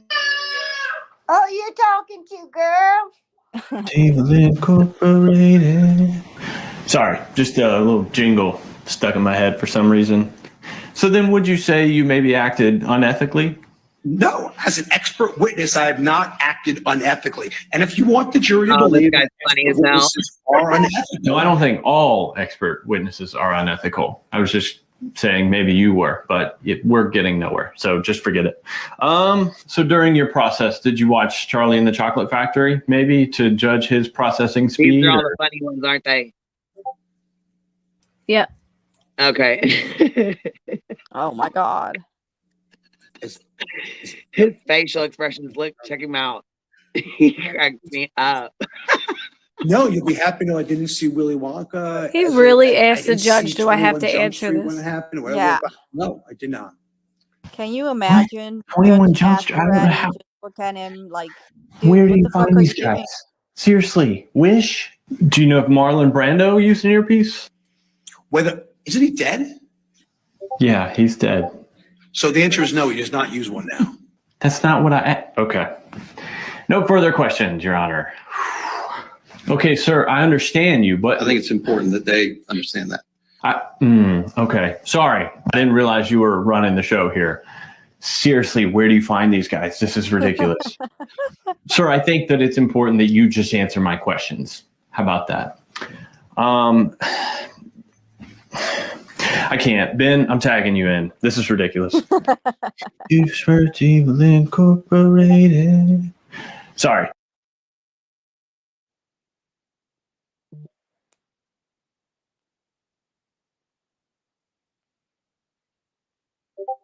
Then you went in the house. You want me to take this off, or is it just going to go to the next one? Yes, correct. And Mr. Depp was trying to urinate in the foyer, wasn't he? No. Can you hear it? It's Hold on, really I can't low. hear that at all. Something about Mr. Depp was going to urinate into something. Yeah. Oh, that's the one they talked about his penis. I don't know how to make it louder. Like, I can't pause it, like the shorts. I don't know how to. Oh, here we go. Let me see. If you can't, just get to the next one. It's all good. All right. Yeah, I can't make it louder for some reason. All right, let me see. Hold up. It's kind of quiet, but if you turn it up, you can hear it. It's just, yeah, it's about the penis. Can you hear this?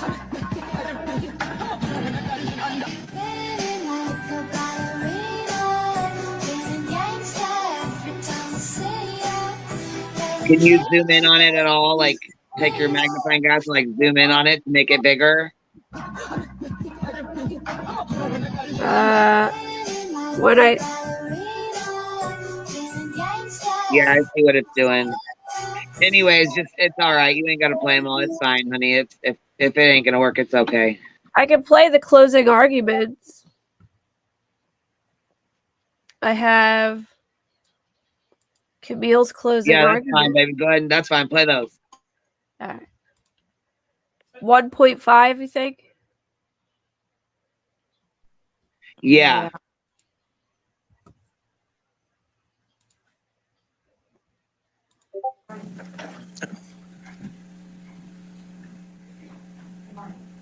That work? There you go. I think so. No, you had it for a second. Good morning. Thank you. Let's try that again. Good morning. On May 27th, 2016, Ms. Heard walked into a courthouse in Los Angeles, California to get a no-notice ex-parte restraining order against Mr. Depp. And in doing so, ruined his life by falsely telling the world that she was a survivor of domestic abuse at the hands of Mr. Depp. Today, on May 27th, 2022, exactly 6 years later, we ask you to give Mr. Depp his life back by telling the world that Mr. Depp is not the abuser Ms. Heard said he is, and hold Ms. Heard accountable for her lies. Ladies and gentlemen of the jury, as you probably know by now, my name is Camille Vasquez. On behalf of Mr. Depp and all my colleagues at Brown Rednick, I want to thank you deeply for your time and your service over these last 7 weeks. We understand that it probably has not been convenient for you to be here every day, and we are so grateful for your time and careful consideration of the evidence as you deliberate. After weeks of sitting in this courtroom, listening to testimony and looking at evidence, now it's time for you, the jury, to come to a decision. You have been entrusted with a serious task. What is at stake in this trial is a man's good name. Even more than that, what is at stake at this trial is a man's life. The life that he lost when he was accused of a heinous crime, and the life he could live when he is finally vindicated. Exactly 6 years ago today, on May 27th, 2016, Ms. Heard walked into court and filed a false report of domestic abuse against her husband of 15 months, Johnny Depp. The scene was a setup. She tipped off the paparazzi so they would be waiting. They knew exactly where she would pause, which side of her face to photograph. And the photos captured what she wanted them to see, the image of a battered woman. What the paparazzi did not know is that the dark mark on her face mysteriously appeared 6 days after last seeing Mr. Depp. It was a lie. She knew it, Mr. Depp knew it, and the multiple witnesses you heard from who saw her that week of May 21st, 2016 also knew it. But the world only saw what she wanted them to see.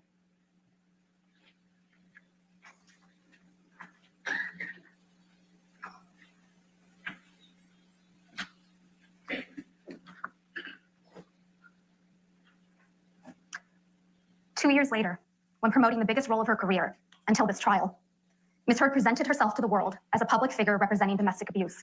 The headline of the op-ed featured the term sexual violence, even though she had never before accused her ex-husband of such a heinous crime. Ms. Heard and her lawyers love to remind you of how the op-ed did not mention Mr. Depp by name, but Ms. Heard made sure that there would be no mistake about who she was referring to. She inserted 2 years ago, so the world would remember the photo of a battered woman, the mark on her face, standing outside the courthouse, and they would once again see Mr. Depp as the villain, this time in full swing of the Me Too movement. But what was happening behind closed doors was quite different from what Ms. Heard presented to the world. The exact opposite, in fact. There is an abuser in this courtroom, but it is not Mr. Depp. And there is a victim of domestic abuse in this courtroom, but it is not Ms. Heard. The evidence presented at this trial has shown that Ms. Heard is in fact the abuser, and Mr. Depp the abused. As you heard from Mr. Depp and multiple other witnesses that testified under oath at this trial, Mr. Depp experienced persistent verbal, physical, and emotional abuse by Ms. Heard during their relationship.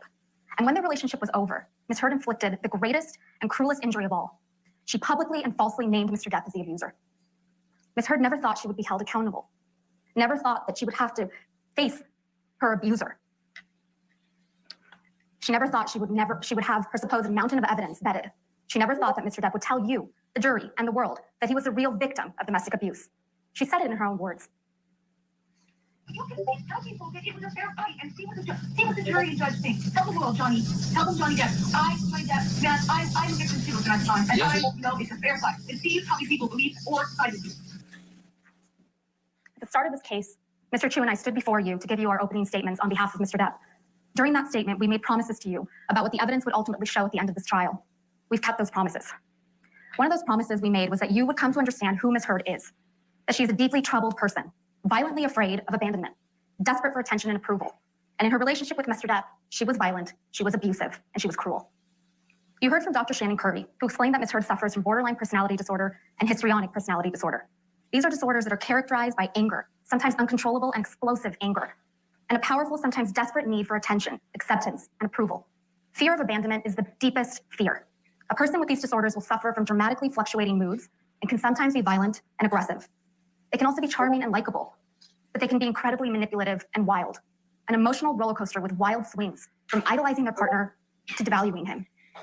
In fact, you saw that when she completed testing with her own forensic psychology expert, Dr. Dawn Hughes. Ms. Heard self-reported that she felt like she had 3 or 4 different personalities, and that sometimes her temper would explode and she'd completely lose control. You heard from multiple witnesses that Ms. Heard can be very pleasant, even charming.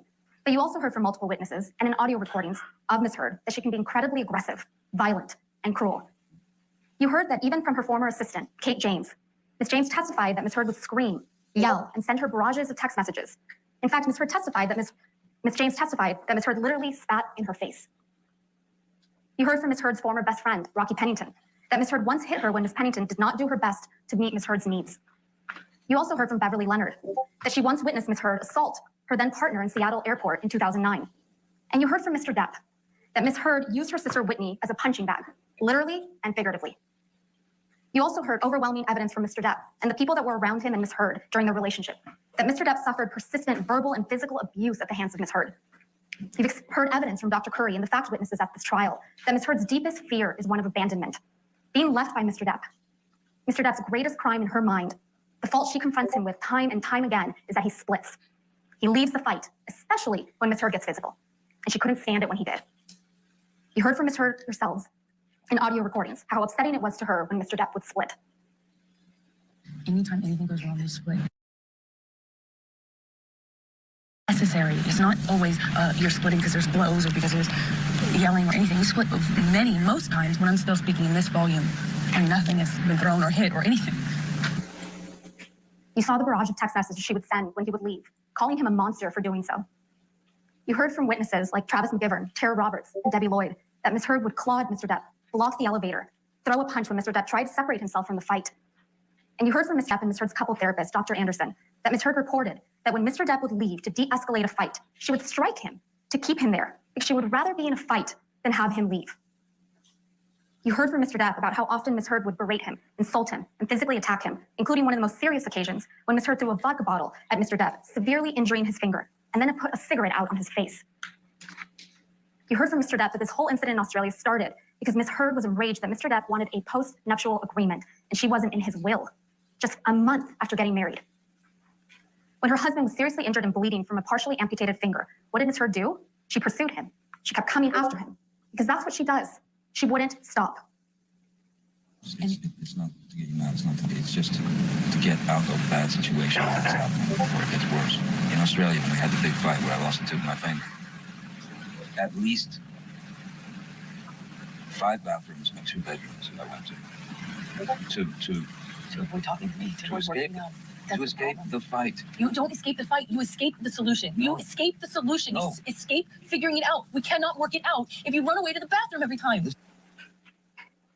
You heard Mr. Depp testify. He went through something like a nervous breakdown that day, and he wrote a lot of things on mirrors and other places. Again, what did Ms. Heard do as her husband was bleeding from serious injury? She wrote snarky messages right back to him. She denied it under oath to you, but the evidence you saw speaks for itself. You heard from Mr. Depp's security, Sean Bett, who was aware of constant arguing and bickering. He witnessed Ms. Heard calling Mr. Depp names.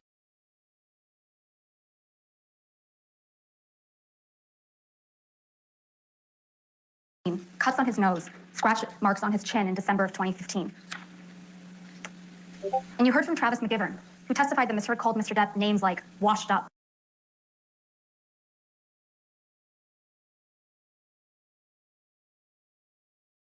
His children.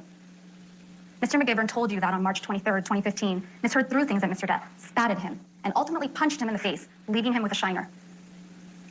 You heard testimony from Malcolm Connolly, another security member, who testified he saw Ms. Heard throw things at Mr. Depp, a cigarette lighter on a plane, a soda can from upstairs at the Eastern Columbia building. He never saw marks on Ms. Heard, but he saw marks on Mr. Depp, scratches, bruises on his left eye, scratches on his left ear. And he took pictures documenting injuries like this one.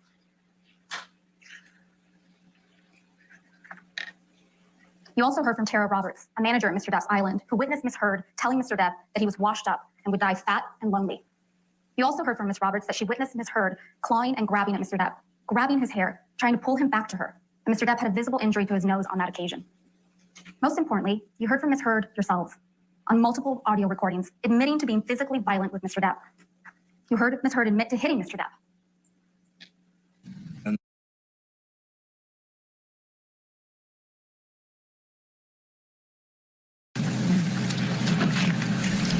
Sorry about hitting you with the door or hitting your head. I did not mean to, nor... You didn't mean to hit me in the head with the door, but you meant to punch me in the jaw. I meant to hit you, and I did not do the same with the door. I do remember, I did mean to hit you. So that you didn't mean? The door? No, God, no, I didn't. For punching me in the jaw.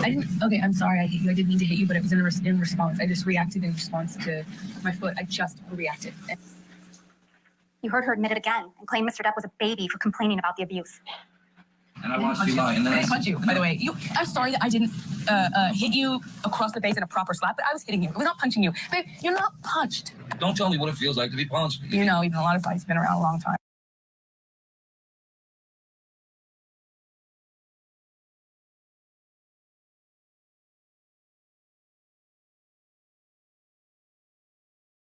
So she called him a baby and said he was old.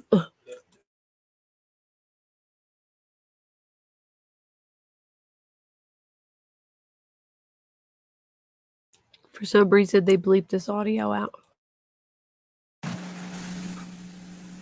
Take a minute to really think about what you just heard there. Quote, I'm sorry that I didn't hit you across the face in a proper slap, but I was hitting you. I was not punching you. Babe, you're not punched. Imagine that was Mr. Depp saying that to Ms. Heard on that recording. Let's play one more. That's too much to do. No, I'm sure she's... That's like that. So disgusting. I'm sure she's great. I'm sure she's great. No, you're right, I don't. It's all...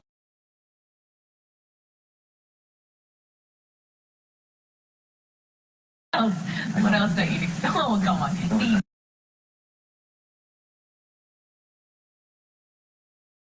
Oh, no, I want to know. I'm kind of waiting. Go get it. Wait, is there no other place you're running your 15 and a half boots to go run? Come on, go be a real married man.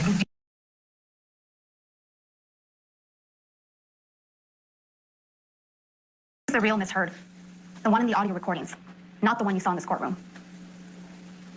What you didn't hear on a single recording you heard in this case, and there were many played by both parties, is Mr. Depp ever admitting to hitting, punching, or kicking Ms. Heard. You didn't hear it. It doesn't exist. It didn't happen. And despite the fact that Mr. Depp and Ms. Heard are heard discussing many of the alleged incidents you've heard about at this trial, like Australia and the Bahamas, you never heard Ms. Heard accuse Mr. Depp of sexual assault. Unlike Mr. Depp, who you heard admit to and own up to his past mistakes and his struggles, particularly with drugs and alcohol, Ms. Heard will not admit that she has ever done anything wrong. But she cannot deny what you heard on those recordings. As much as Ms. Heard and her lawyers have tried to make this case about Mr. Depp's language, it is Ms. Heard that repeatedly admits to violence. Johnny Depp's attorney presenting closing arguments in this final day of his defamation case against ex-wife Amber Heard. You're not going to miss a thing. We're going to pick up right where we're leaving off here on Court TV. 3,200 now. Welcome back to Court TV Live. Deliberations begin today, and Amber Heard begin deliberating. Both Depp and Heard will have one. His mother was dying. His finances were a mess. And when he showed up late to Ms. Heard's 30th birthday party because a meeting with his new business manager, Edward White, had gone late, Ms. Heard, of course, was not understanding. She was furious. You heard from Mr. Depp, both in this courtroom and on audio recordings, that Ms. Heard punched him that evening. He left with Travis McGivern, and the next morning he learned that someone had left feces on his bed. Ms. Heard denies responsibility, but she admitted to the prank to Starling Jenkins. You heard him testify to that effect. For almost a month after that, they didn't see each other. And you heard from Mr. Depp that when his mother died on May 20th, 2016, he resolved to leave Ms. Heard. He was done. And when Ms. Heard learned that Mr. Depp was done, that she was really losing him, she went on the attack. She filed for divorce before Mr. Depp could. Then, as you heard from Mr. Depp's divorce lawyer, Laura Wasser, Ms. Heard sent a letter demanding financial support. And when her demands weren't met, Ms. Heard struck a blow against Mr. Depp that was more damaging than any physical blow she had ever landed. When she walked into court 6 years ago today, on May 27th, 2016, to get a domestic violence restraining order against Mr. Depp, she did so in front of paparazzi with a mark on her face. The evidence presented at this trial demonstrates that Ms. Heard didn't just want a divorce. She wanted to ruin him. Ms. Heard denied alerting TMZ to the TRO filing in this courtroom. But you heard testimony from Morgan Tremaine that TMZ knew to go to the courthouse, knew what side of her face the alleged bruise was on, and that Ms. Heard would pause. She would pause for paparazzi, who got the photos that ended up splashed across newspapers and magazines. Ms. Heard testified that she did not personally give photographs of her apparent injuries to People magazine. But somehow, these pictures that she took and maintained on her devices ended up on the cover of People magazine 1 month later.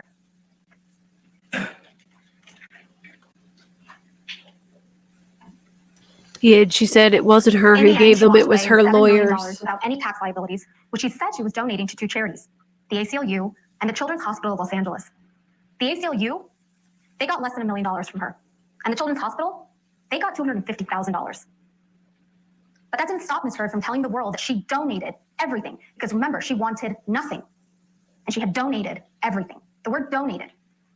And that didn't stop her from testifying under the penalty of perjury that she had donated it. Ms. Heard tried to tell you that pledge and donate mean the same thing. She claims she hasn't given the money because she was sued. But you've heard uncontested evidence. And she it had also money for tells you 13 she months has prior no problem to this lawsuit committing being commenced by Mr. Depp. perjury. She had all the money and had month after month after month to fulfill her pledge and actually donate the money. She didn't. She also told you that she never fulfilled the pledge because Mr. Depp sued her for defamation. That's a blatant lie. It was Ms. Heard who fired the first shot after the divorce was finalized, when she sought to initiate an arbitration against Mr. Depp for defamation 3 months before the op-ed was even published and 6 months before Mr. Depp filed this lawsuit. Not only does this contradict Ms. Heard's excuse for not making donations, it contradicts her narrative that she just wants to move on with her life, that she just wants Mr. Depp to leave her alone. Lies. That is Ms. Heard's narrative. Lies upon lies.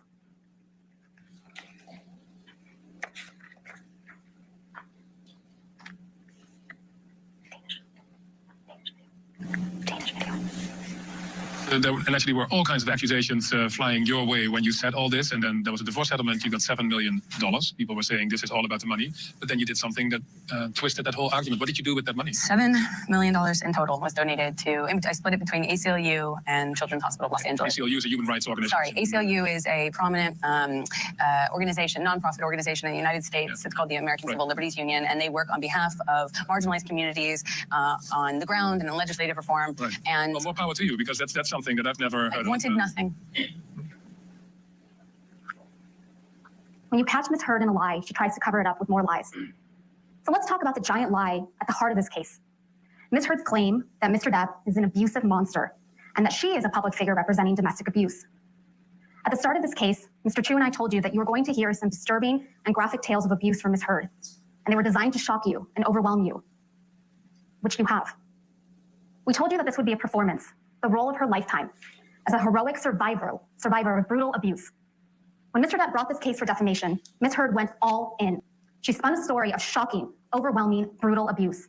She came into this courtroom prepared to give the performance of her life, and she gave it. Ms. Heard's acting coach, Christina Sexton, testified that Ms. Heard has difficulty crying when she is acting. You saw it. Ms. Heard sobbing without tears, while spinning elaborate, exaggerated, fantastical accounts of abuse and everything going on in her mind almost a decade prior while enduring that abuse. It was a performance. She told you that what she thinks she told you what she thinks you need to hear to convict this man as a domestic abuser and a rapist. She wants you to believe that she was abused countless times.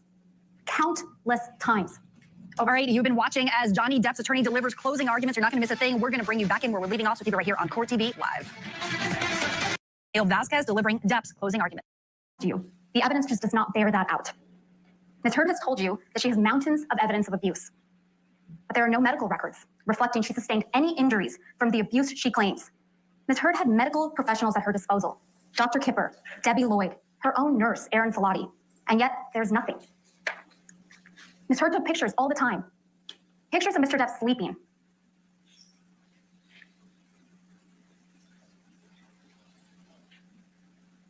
Pictures of cocaine. Pictures of property damage. Pictures of herself. And as an actress, she was photographed all the time.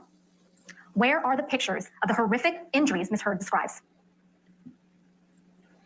Ms. Heard also took audio recordings and videos frequently. Where are the videos of Mr. Depp attacking her? Where are the audio recordings of Mr. Depp admitting to or apologizing for physical abuse? There are none. What Ms. Heard has, and what you've seen multiple times, is a video of Mr. Depp banging some cabinets around in a kitchen.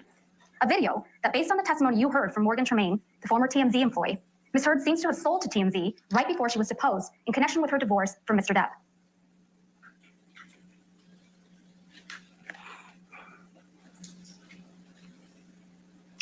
Sure, Ms. Heard can point to text messages where Mr. Depp is apologizing to her, but never for violence. Ms. Heard's counsel showed you Defendant's Exhibit 325, where Mr. Depp says sorry for, quote, my behavior.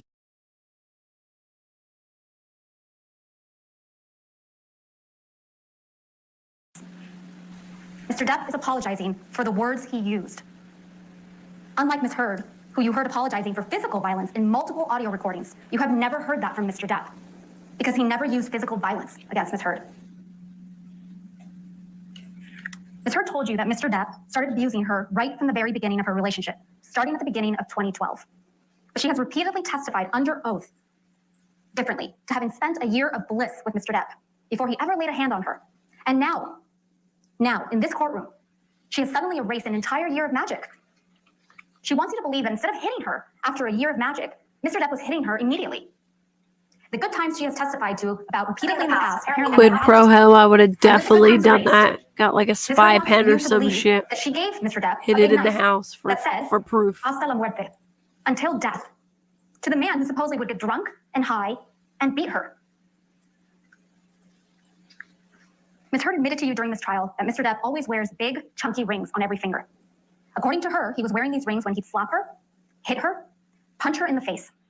But you have not seen a single photograph that reflects the serious injuries Ms. Heard would have sustained if this was true.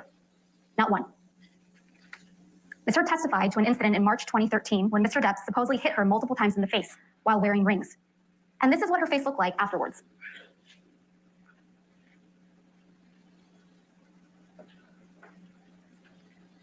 Ms. Heard testified to an incident in Russia where she claims Mr. Depp whacked her in the face and gave her a bloody nose. She didn't take pictures of her bloody nose, but her photograph was taken on that trip, and this is what she looked like.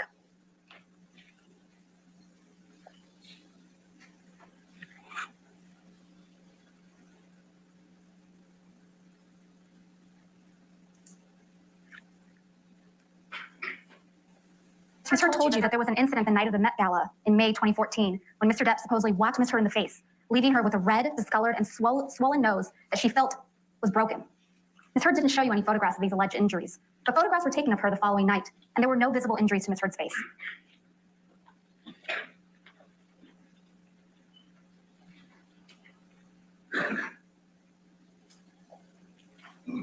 So we don't get struck, Ms. Heard Christy. testified that in January 2015, while she and Mr. Depp were in Tokyo, Mr. Depp knelt on her back so aggressively that she was concerned that bruises would be visible in her backless dress. Here's Ms. Heard in that backless dress.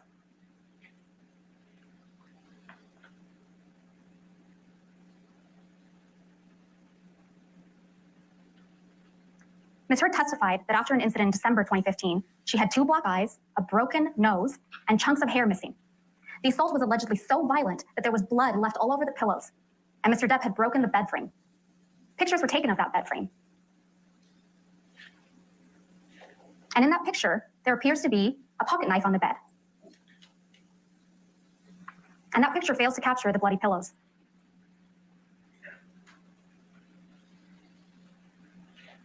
Law and Lumber does a And really here's what good Ms. Heard looked video like on the James Corden show the next day. to show he couldn't have kicked that.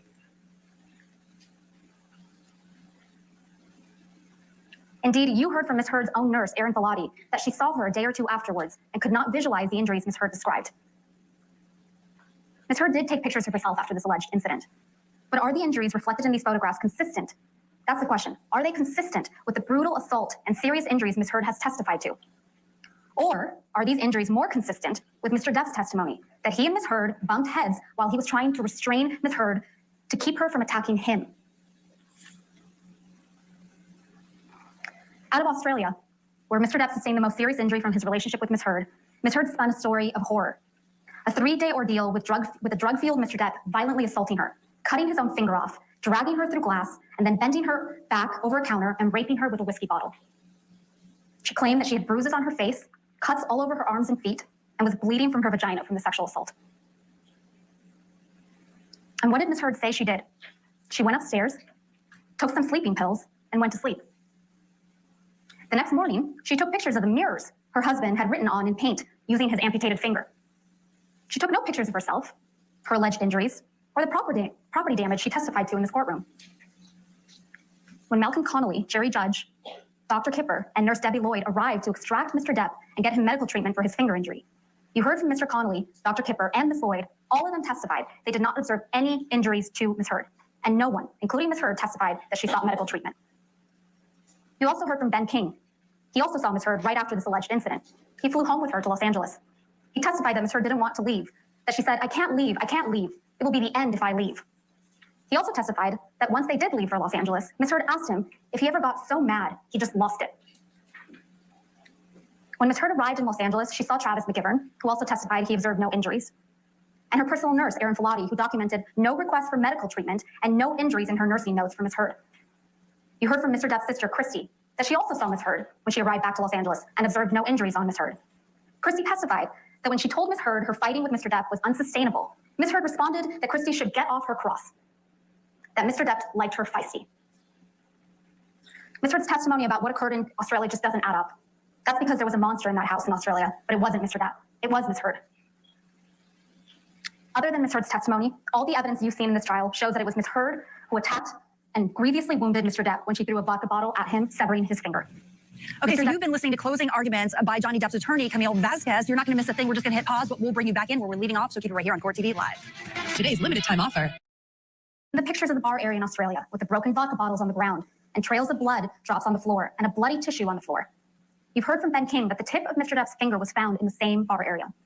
And you heard from Dr. Gilbert that the injury to Mr. Depp's finger could have been caused exactly as he described. And interestingly, you heard from Christina Sexton that Ms. Heard told her that Mr. Depp injured his finger while swinging a bottle around. Not smashing a phone, as Ms. Heard surmised in this courtroom, but swinging a bottle around. You also heard from Ms. Sexton that Ms. Heard first told her about the bottle rape in Australia while Ms. Sexton was at Ms. Heard's home, meeting with her lawyers, the day before Ms. Sexton was scheduled to be deposed in this case. The evidence presented at this trial shows that this is not the only time that Ms. Heard disclosed a sexual assault at a convenient time for purposes of litigation she's involved in. The first time Ms. Heard claimed that Mr. Depp sexually assaulted her in the Bahamas in December 2015 was after Tara Roberts, the manager of Mr. Depp's Island, submitted a sworn statement in the UK action describing the incident she testified to in this courtroom, where Ms. Heard chased Mr. Depp out of the house, was yelling and then pleading with Mr. Depp to stay while clawing at his hair and clothes, and left Mr. Depp with an injury to his face. That's the first time she disclosed it, after there was contrary evidence. Ms. Heard testified about another incident just 2 weeks after the events in Australia, where Mr. Depp supposedly attacked Ms. Heard and almost pushed her sister Whitney down the stairs. Whitney is the only witness that you heard from that backs up Ms. Heard's version of events. She's it. And the only witness, other than Ms. Heard, who claims to have seen Mr. Depp physically attack Ms. Heard. But just like Ms. Heard's version of the events in Australia, her testimony about the staircase incident and that of her sister Whitney's just doesn't square up with the other evidence in this trial. Their testimony is contradicted by the testimony of Travis McGivern and Debbie Lloyd, who were there that night. Ms. Heard and Whitney testified that Mr. Depp threw a Red Bull can that hit or almost hit Ms. Lloyd. Ms. Lloyd testified that never happened. Mr. McGivern testified that it was Ms. Heard who threw a can at Mr. Depp. Ms. Heard testified that Whitney was between her and Mr. Depp when she punched him. Mr. McGivern testified that he was the one between Ms. Heard and Mr. Depp when Ms. Heard punched Mr. Depp. I think it's echoing. Ms. Heard testified that Mr. Depp was able to get his hands in her hair, yank her, and then hit her in the face with the cast he had on. But you heard from Ms. Lloyd and Dr. Colbert, Mr. Depp's medical doctor, who treated Mr. Depp's finger injury, that Mr. Depp's finger was in a delicate state. He had a pin in his finger, a skin graft, and a soft cast that immobilized Mr. Depp's two middle fingers. And tellingly, the only picture of an injury from this incident is of Mr. Depp with a shiner. And then we have May 21st. Okay, there's feedback. Somebody's got feedback, unless it's me. Shit, I don't know. It might be me. Let me leave and come back. Judah has shown you pictures she claims to show this injury. But these photographs are not to be trusted. You heard from Mr. Dumeister that like many of the photographs Ms. Heard has presented in this case, these photos were stored in a photo editing application. And these photos show signs of manipulation.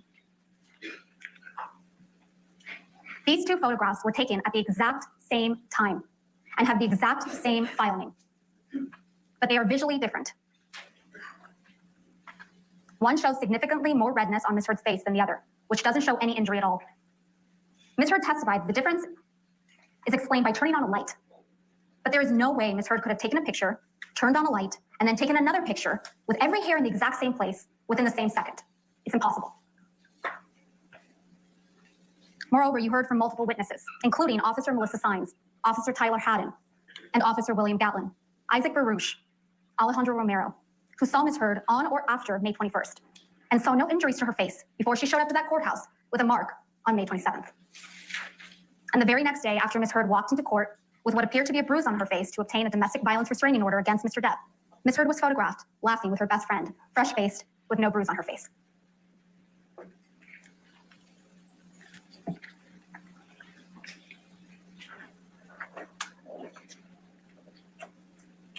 The mountain of evidence that Mr. Depp abused Ms. Heard is simply not fair.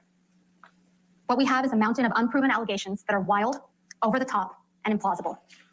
And you can't pick and choose which of these wild allegations to believe and which ones to disregard. You either believe all of it or none of it. Either Mr. Depp sexually assaulted Ms. Heard with a bottle in Australia, or Ms. Heard got up on that stand in front of all of you and made up that horrific tale of abuse. Either she's a victim of truly horrific abuse, or she is a woman who is willing to say absolutely anything. It is disturbing to think that Ms. Heard would make up the horrific tales of abuse that she testified to in this courtroom. But this case doesn't come down to whether you believe Ms. Heard or you believe Mr. Depp. This case comes down to whether you believe Ms. Heard or you believe Mr. Depp, Christy Dombrowski, Sean Bett, Malcolm Connolly, Travis McGivern, Starling Jenkins, Keenan Wyatt, Dr. Kipper, nurses Debbie Lloyd and Aaron Filati, Tara Roberts, Ben King, Kate James, Kate Moss, Dr. Colbert, Morgan Knight, Morgan Tremaine, Officers Melissa Sines, Officers Tyler Haddon, Officer William Gatlin, and Beverly Leonard. What Ms. Heard testified to in this courtroom is a story of far too many women. But the overwhelming evidence and weight of that evidence shows that it's not her story. It's not Ms. Heard's story. It was an act of profound cruelty, not just to Mr. Depp, but to true survivors of domestic abuse. For Ms. Heard to hold herself out as a public figure representing domestic abuse. It was false, it was defamatory, and it caused irreparable harm. And to talk more about that, I'm going to turn it over to my colleague and my friend, Mr. Chu.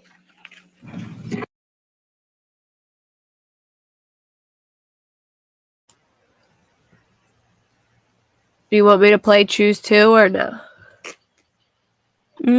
Well, that's kind of up to you guys. I mean, you want to discuss first, or do you want to just go ahead and roll with it? What do y'all think?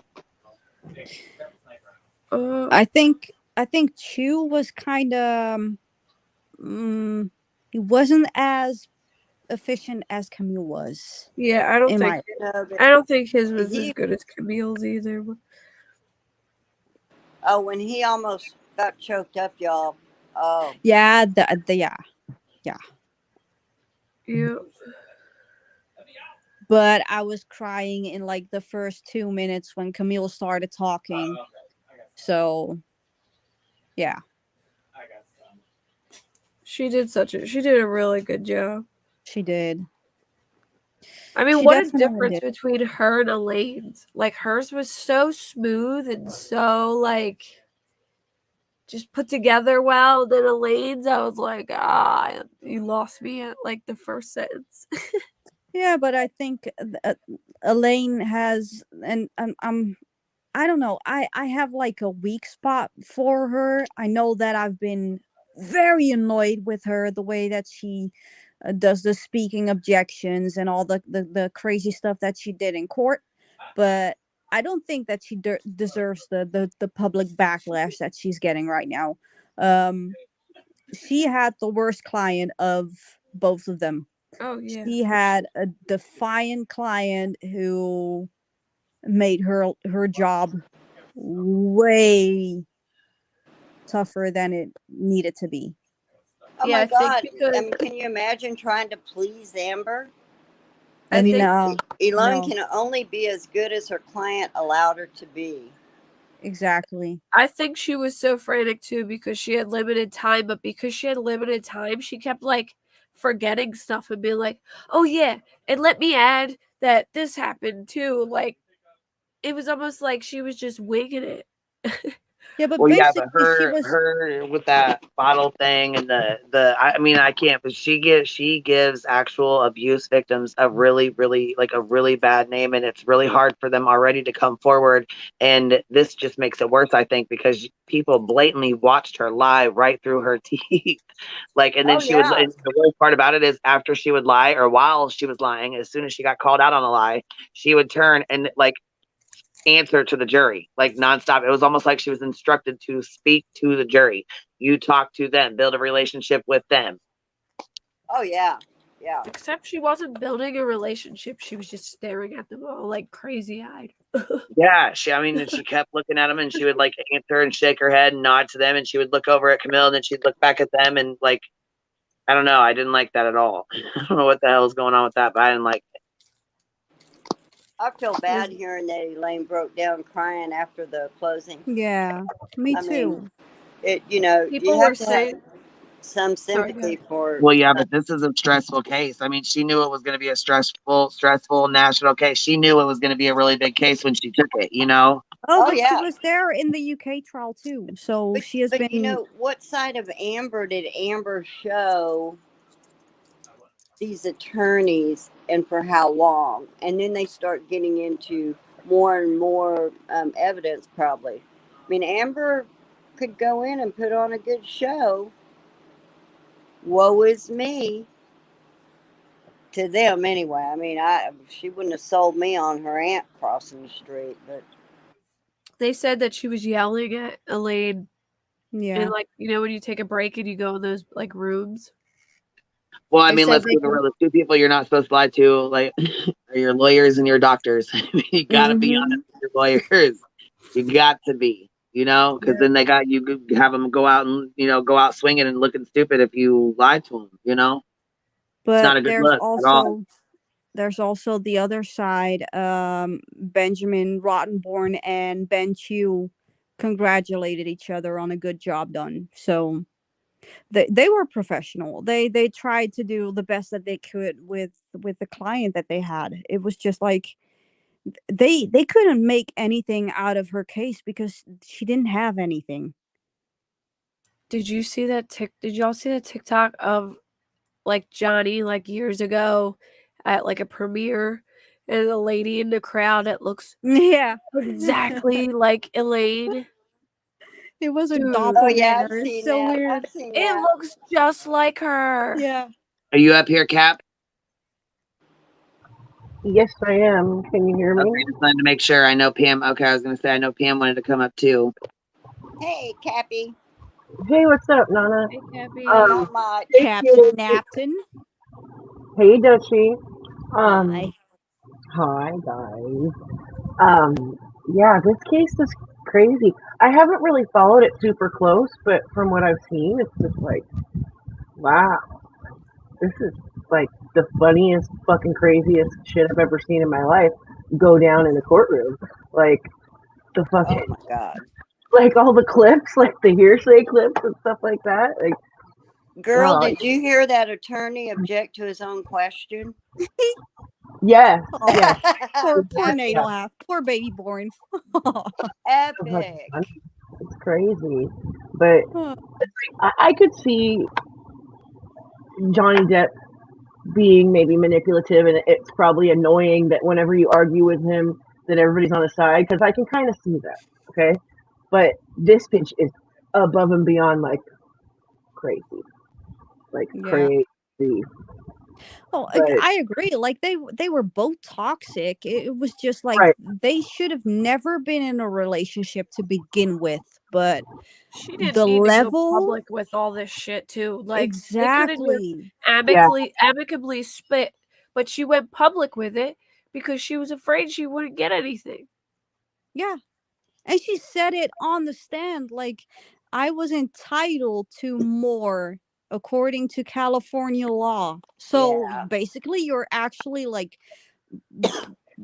laying out that it is about the money. You don't fucking care about the abuse because the abuse never happened. You were the abuser. It's about money. Well, I'm sure she thought people would think she was a gold digger because they were only together for 15 months. So Damn. she probably purposely didn't want to take all the money because it would have ruined her reputation regardless. She was with him for 15 months. That's it. Well, you know? but Mr. White, his new accountant, basically laid it out. Like first she asked for 4 million, then it was 5 million, then she suddenly wanted 14 million, and they She settled wanted on the 7. $50,000 a month. Yes. And and 3 penthouses. Okay, here's a good one. Who is going to want to live near their abuser?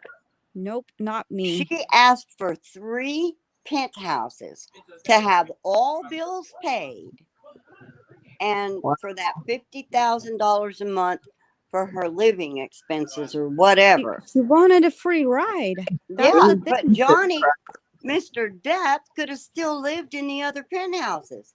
She wasn't scared of that. No, she wanted him there. Of course, because that will be easier for her to just barge into the penthouse and try to force herself on him. Did you hear the audio too? That she tried to force herself on him? Oh yeah, it was sick. And that's they after could she have took divorced out the amicably. TRO. She didn't have to go get a TRO.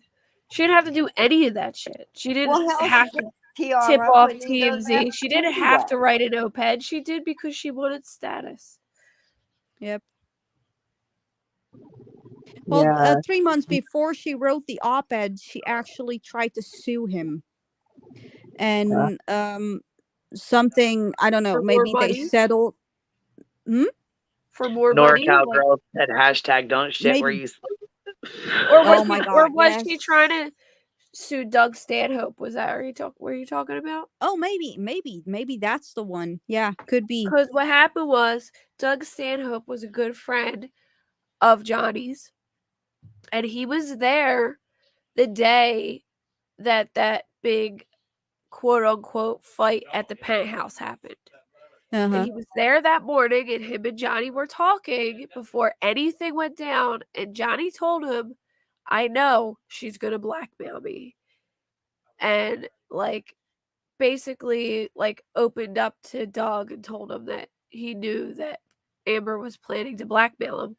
And Doug said that all of his friends felt the same way, that once he got with her, he was like some emperor who was stripped of his clothes, but Yep. nobody wanted to say anything to him because they didn't want him to like retreat from their friendship. You know what I mean? Like they felt like if they had said how they felt about her to him, that he would cut them off.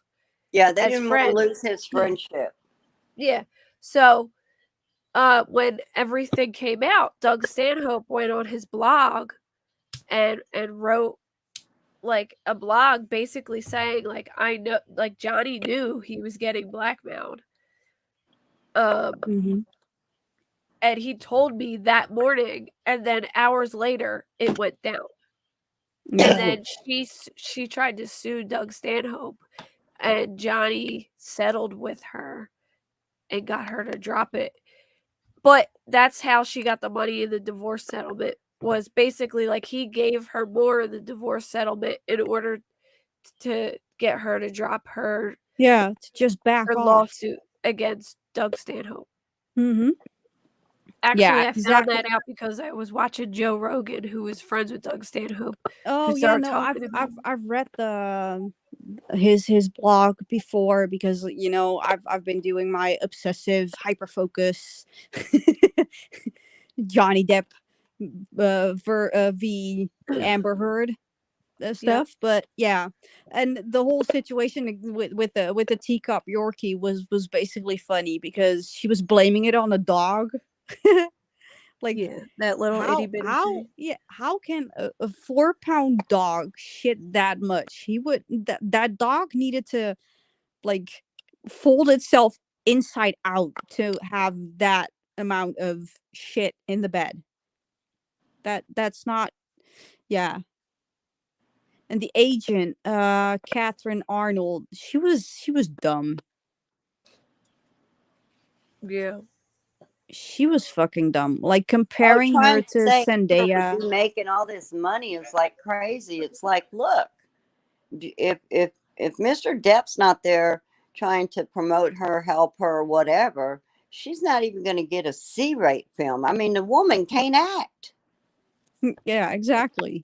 And and y'all want to say she should have had offers like Jason Momoa? I mean, Jason Momoa is Jason Momoa. Yeah, he is Aquaman. Not even close. He's Aquaman. Aquaman. I love it. I do hope.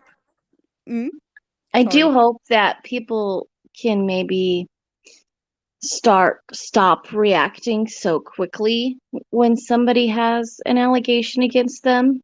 That maybe we can give each side the chance to tell their story before we expect them to lose everything they've ever worked hard for.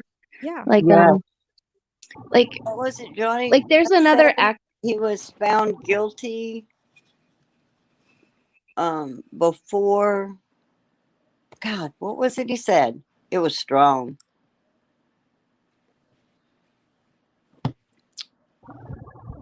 What? I think he said something like he was found guilty before he even got a chance to, tell his side of the story. And the way I see a very toxic relationship with both sides that obviously have been through a lot, but obviously live like really lives that we would just have no idea. We can't even fathom the type of lives that they have lived because they're just so $30,000 wine budget.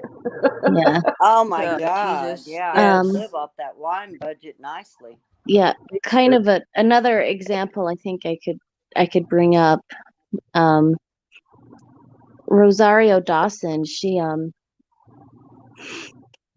had announced that she was in a new Star Wars show, and Guilty her somebody who had been working for her for 20 years filed this lawsuit that she was her and her mom were discriminating against him because he was a trans man.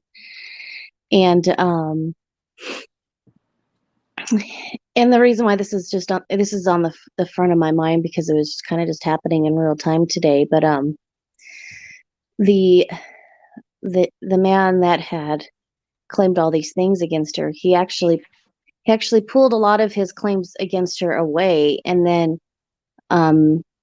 it got dismissed because he never went to like verify the rest of his claims. And so this week has been celebration, so Star Wars people are going out to promote their shows that are coming, and Rosario Dawson had to make a surprise entrance for the show that she's starring in because Celebration's like it's basically for fans. It's not like a Lucasfilm thing. So and people are all over Twitter like, I hate that they casted her because she's transphobic. Well, the person who made these claims didn't even follow through with the lawsuit he filed against her, and people still think she's guilty. And it's like, That's to annoying. me, that's not fair. That's not fair for anybody to have to go through that. No, exactly. I think everyone. Sorry, Chantal. I just think everyone deserves a chance to say their piece, and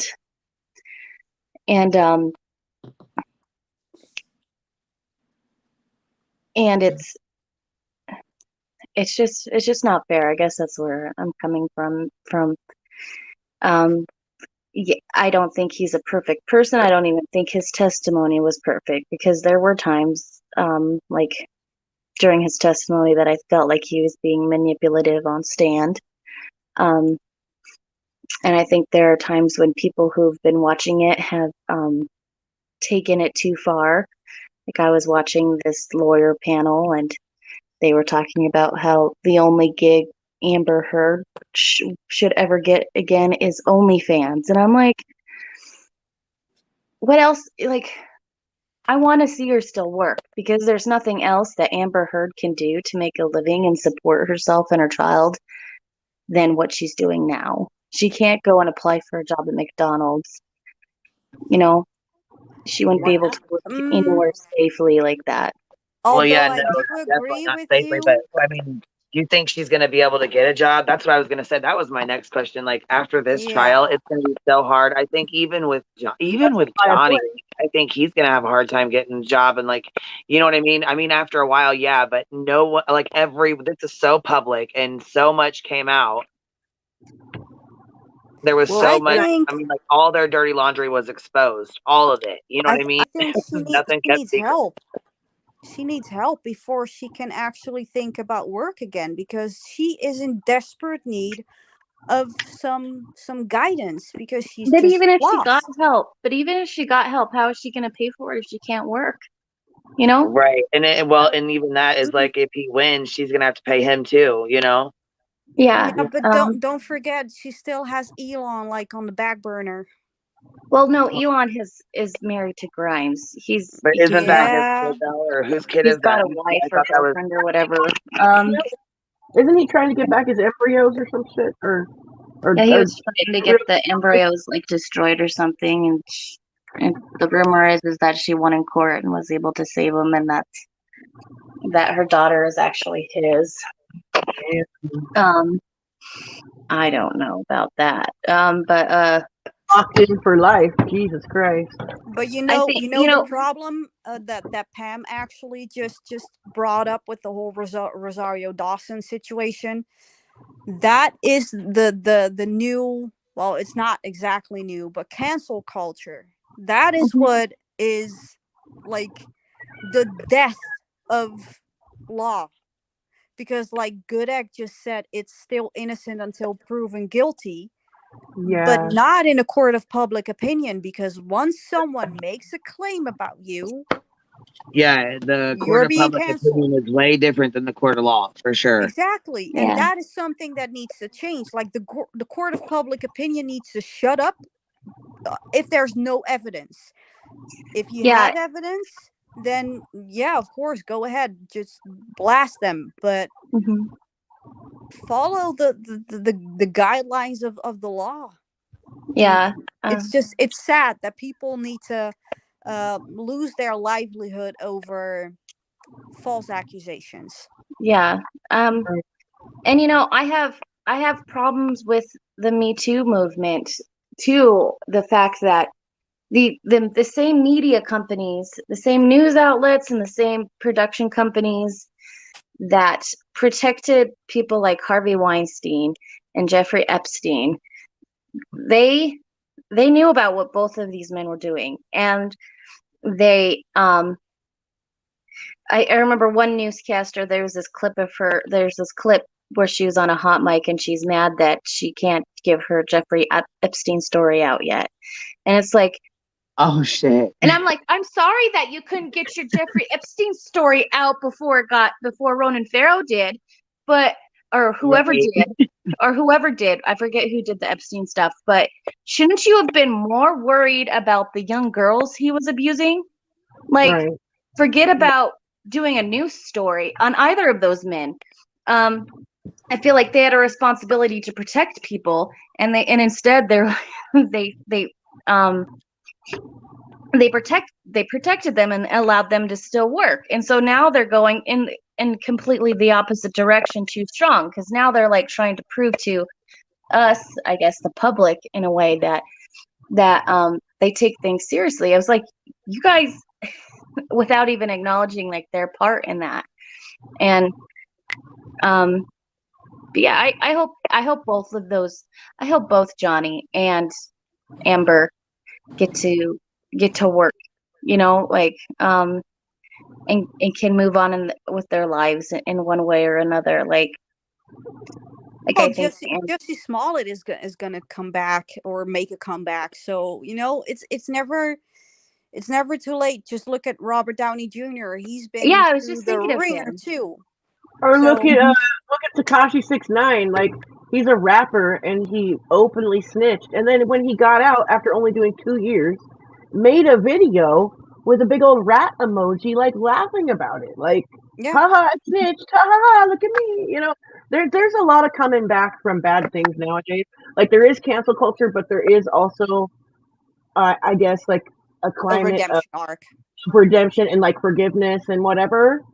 It's kind Yeah. of it's a real double-edged sword with that shit. But the Mhm. only problem that Amber is facing right now is that she cannot accept her own responsibility and take accountability for what she has done. And that is going to bite her in the ass if she wants to be left alone and raise her child and just make movies or whatever she wants to do, write books, I don't care. There's going to be some consequences to the things that she's done because she lied under oath. She perjured herself in 3 countries. Australia is not going to let this go. There's an open investigation at the moment, and if Adam Waldman is actually speaking the truth, there's an open investigation in Los Angeles right now. So, And to me, I think Adam Wallman, the little bit I know, I'm glad that he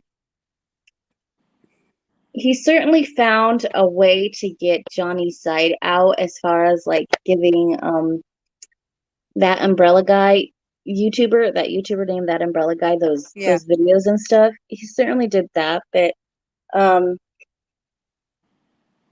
also wonder if maybe he was too aggressive against Amber Heard too, when trying to show this. Part of me wonders if there would have wishes that maybe this could have been exposed in a better way, but I also wonder if media outlets, because of the Me Too stuff, were even willing to take time to listen to the other side, Well, that's the problem. Like it all happened during the UK trial, and Adam Waldman was part of it, and he knew that his client didn't get the chance to actually present his evidence. So the only thing he didn't get to present thought, anything. yeah, he probably thought like the only thing that I can do is just basically play her a game, just leak it through the media. Yep. I mean, it's not. He it's literally. Not Johnny had his fair share of getting drugged through the mud for a couple years. You know what I mean? Before this all came out. Up until this day, people are still calling him a wife beater. I'm like, have you guys even paid attention? Have you seen the trial? Like, come on. Yeah, like if you look over all the stuff that the judge left out of the UK trial, it's literally like almost every piece of evidence Johnny submitted was not allowed in it. Like, yeah. I would be interested. Oh, sorry, Kate. That's okay. Go ahead. I'm done. I'd be interested in hearing what the kind of battle Johnny went through to reach and maintain sobriety. I believe that he's been sober this whole trial, and I'd just be curious to know what he did to get there when he's dealing with all of this, because I just, or I believe that he's sober now. Yeah, I think so too. I think he has. I think that would be a good story to tell people, because I think it's I think for some people, you expect everything to be perfect while you're going through I think some people expect life to be perfect while they're getting to sobriety and conquering those things, but it's not always perfect. And I think that could give a lot of people encouragement when they're battling their addictions. Well, it's not like it almost feels like that we're standing at the precipice of, people are calling it the end of Me Too, but actually it's going to be Men Too, Yeah. because there are a lot of men who have been abused by their wives and by their girlfriends, and couldn't step to whoever was close to them because they were like, "You're a fucking man, like man up, grow some balls." You know, something that kind of piqued my interest about Amber is she seems to want to be the first one to do something. She was she told, like when she told the marriage counselor, "Do you think I'd have an advantage if I filed first?" And then I think with Me Too, I think it was I think that op-ed was like she said, people were still believing Johnny. But what I found interesting is I looked it up, and Terry Crews released his Me Too story in October of 2018, and she released hers, I think, in December of 2018. And I felt that maybe part of the reason why she went ahead with it is that she saw that Johnny had an opportunity from the 2016 TRO and the People magazine cover to like tell his side. And so she's like, oh, they're listening to men now. Johnny might make me look like a bad person. I better go ahead and do this. And she maybe like an impulsive reaction of, I better make sure that my words come out first so that Johnny can't so that Johnny can't say his side, and then people can judge based on both of our stories. Mm-hmm. But there are people that also think that Laura Wasser was part of the like the escalation between the two. Laura Wasser, was that her divorce attorney? Yeah. I don't know. I think maybe she was under a lot of pressure to keep the party going in the penthouse too. I think maybe her friend Rocky and friend Io were maybe encouraging part of some of this because they didn't want to lose their free penthouse to live in. Yeah, of course. And fucking freeloaders. And the way that I think I feel like their status in the community, like Io is a journalist, I think. I think they're committed to saying what they need to say to protect their status, because their status is more connected with their jobs than normal people. Good egg. He actually Rottenborn brought it up that he testified that he has been sober for 18 months, but apparently according to Rottenborn it was only 16 months. But yeah, he has stopped drinking. As for marijuana, no, not so much. Still using.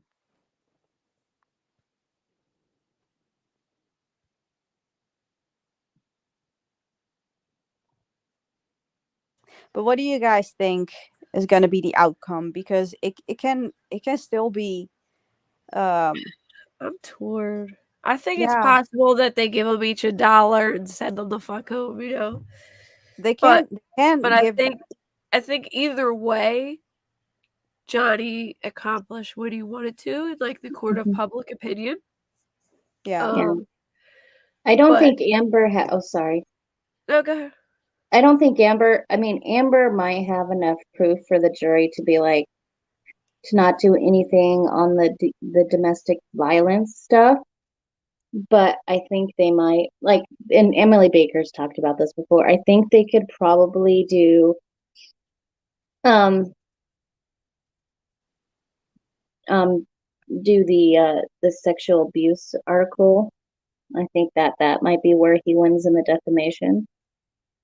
I also agree with Emily that her counterclaim isn't very strong, and and in my opinion, she didn't provide enough evidence to prove that. Oh yeah, but Elaine was also like downplaying it already because she sued him for $100 million, but basically she said to the jurors like we're okay with like 300K. That's okay with us. Mm-hmm. So they're going for nullification. That's basically what they're hoping that they're not gonna I don't know.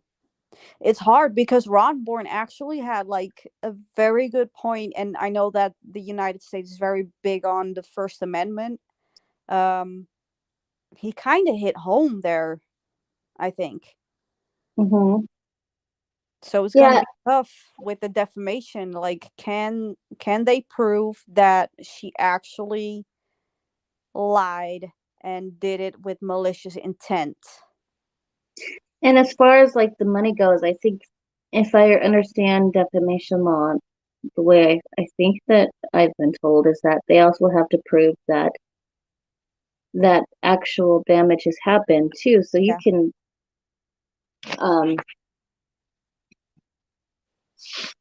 I feel like, like she would actually have to prove to the jury that she's owed the money that she said she's owed. Because I feel like somebody could defame you, and say something negative about you, but if you can't prove, and they could probably win on that, but if they can prove, like, but if you didn't lose your job or it didn't, affect your finances, then maybe they're not necessarily responsible for paying those. Yeah, there was something. It needs to be proven damages for defamation, and it needs to be proven that it was done with malicious intent. Now, well, she pretty much admitted it was with malicious intent. That's where I am right now. Like she proven that she did it with malicious intent, but is the jury gonna deliberate on that? Like maybe they're thinking that she actually was, just that they were tired and just done with the trial, that was the reason why she was so almost aggressive towards Camille, that she may have said something that she shouldn't have. I don't know. It's I really don't know. I'm hoping for the best, but yeah.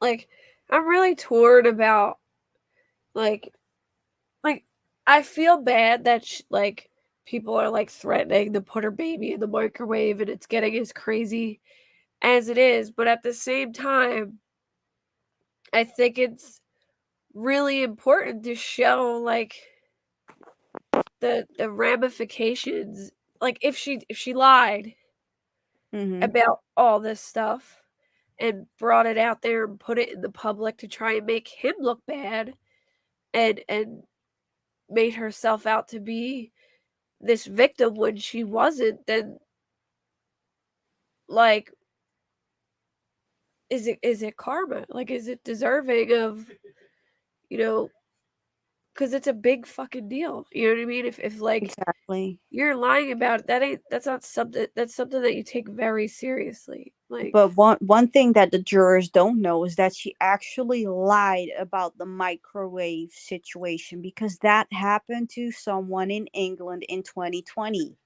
It didn't happen to her. She stole someone else's story again. Oh my god. Well, isn't that like really common with people with borderline personality disorder? Of course. It's, well, untreated. I'm not going to say that every borderline personality disorder is the same, but her type B situation with the histrionic and the borderline and just the untreated part of it, and not willing to actually look at herself as being culpable, that's the issue. Hold on, there's somebody wanting to come up. Okay. Hold on, I'm gonna put you on here. Give me 1 second. Are you on here? Amanda.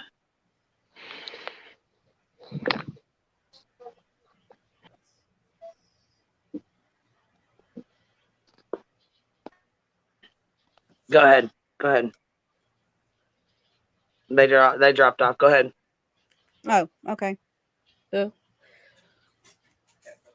I forget what we were talking about. Well, the thing is, like, because this has been televised and because this is such a volatile case, because is it true that she was the victim or is it true that he was the victim? What are going to be the consequences? Is it just going to be a monetary consequence, or is there going to be more consequence because she, and I'm talking about her, like maybe he flourished or embellished some of the things that he said, but his story has been mostly consistent throughout. She has been proven time and time again that she has lied under oath. Yep. What is the judge going to do with that? Because if she's going to let this happen, that is not going to like put out a good message out into the world. Like, oh, we don't care if you lie under oath, if you have money, or if you're a celebrity, because yeah, it's just, I think this is going to be a tough one just for the judge alone. Yeah.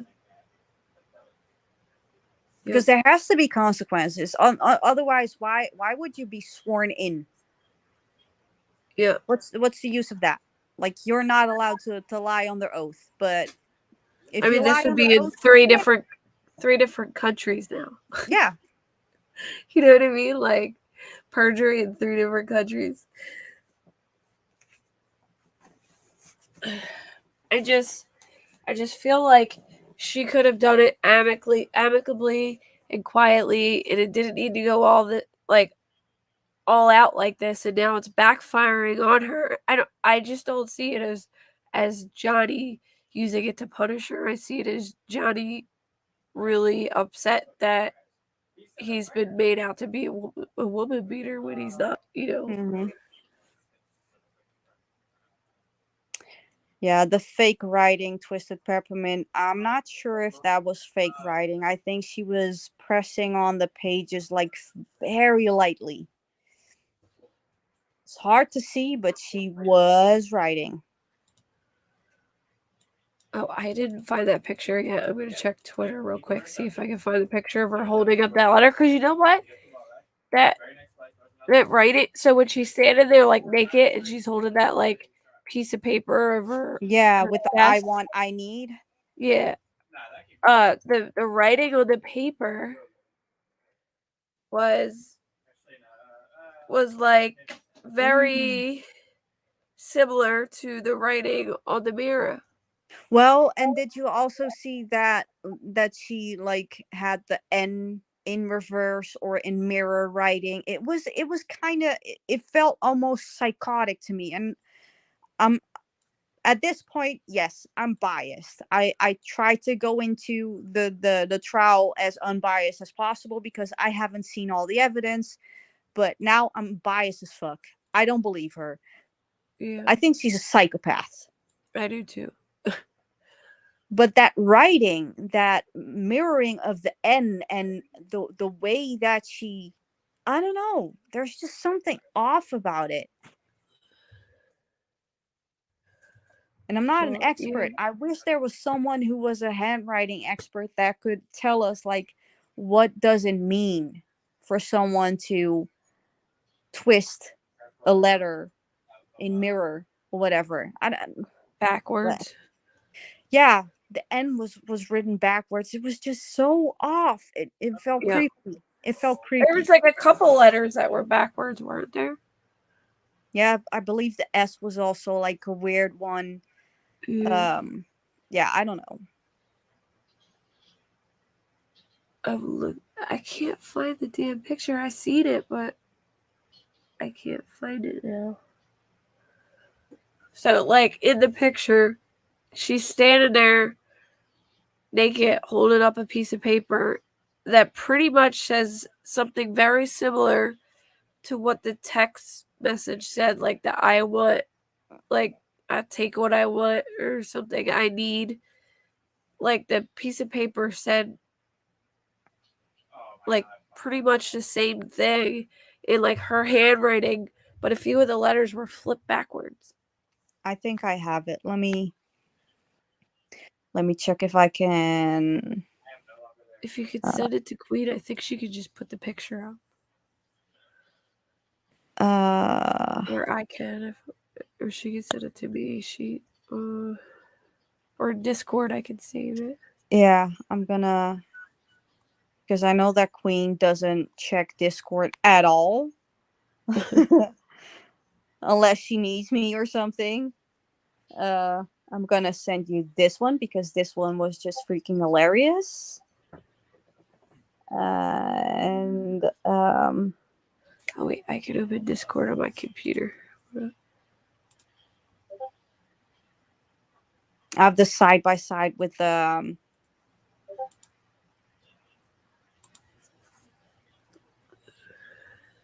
text.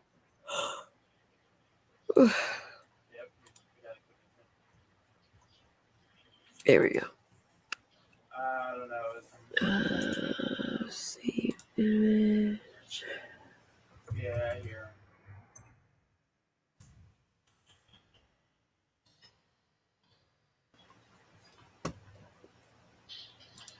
I just got crazy.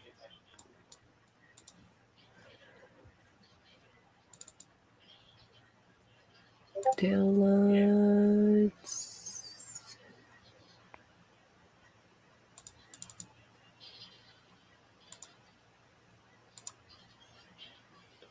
There we go. Are you there, Queen?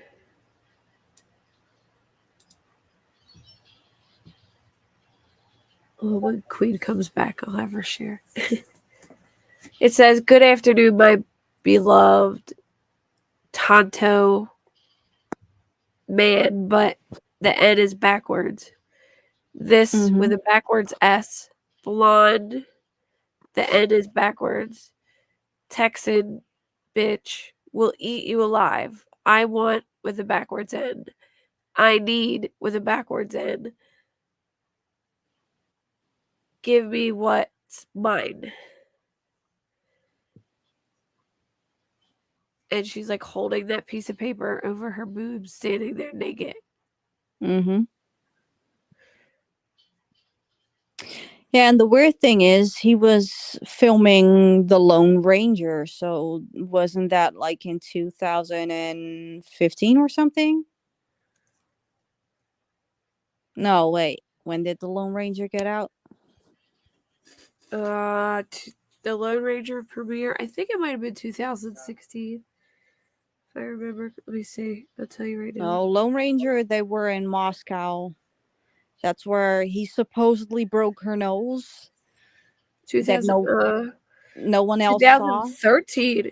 Oh, okay. 2013. So probably like in the beginning of their relationship, she was sexting him. Oh my God. Rottenborn. Like repeating the "I have other uses for your throat," which do not include injuries. Like, dude, come on. Yeah, or the one thing was so funny where they were talking about Johnny. They said Johnny was taking a piss, like pulled his penis out in front of everybody, and they asked the guy if he did it. The guy was like, "No," and then Johnny's face was like, "What the fuck?" Then he was like, "I think I would remember if Johnny's penis was out." That was awesome. That was Malcolm Connolly, one of his security detail, security guards or something. That wasn't the same guy who found the dog scratches on the No, the dog scratches was Alejandro Romero. Yeah. That was the well, basically I don't know, the guy that sat at the reception in the ECB building. Like the guy who did his deposition in the car. Vaping. The video of her mocking him was the worst for me. Yeah. I think that the audio of her taunting and mocking him and admitting to hitting him was, changed the tune for a lot of people. Yeah. She's probably making a hot list. Discord is a devil. Amber assured her attorney life no one will work with them. I don't think her attorneys were terrible. Like, I don't think they were terrible. I think she was just a terrible client. Yeah. Imagine it almost seemed like Elaine someone... was like nervous because of her, Yeah, of course. And the funny thing is that after she basically just did a metaphorical fuck you to the judge and the jury by walking out after her on the stand, just blatantly disregarding the instructions that Judge Askerat gave her. Yeah. The week after, because I think that was before the dark week. The week after, all of a sudden they had to be all friendly and hug each other and kiss each other, and you could just see how uncomfortable Elaine was with that. Yeah. It just, I feel bad for, like, I don't feel bad for the way that she behaved herself in the trial, because she did some serious dodgy things, but she had the worst client. She was just, I think you could better represent a venomous snake than Amber Heard, in my opinion. Yep. No, I agree. Oh, the maniacal laugh. Yeah, that was, her laugh was really maniacal in the one audio. Oh my god. Yeah. It was creepy. She sounded like the Wicked Witch or something. Oh my god. All across the board, you could hear everybody just be like, Makeup oh. can't cover up the truth.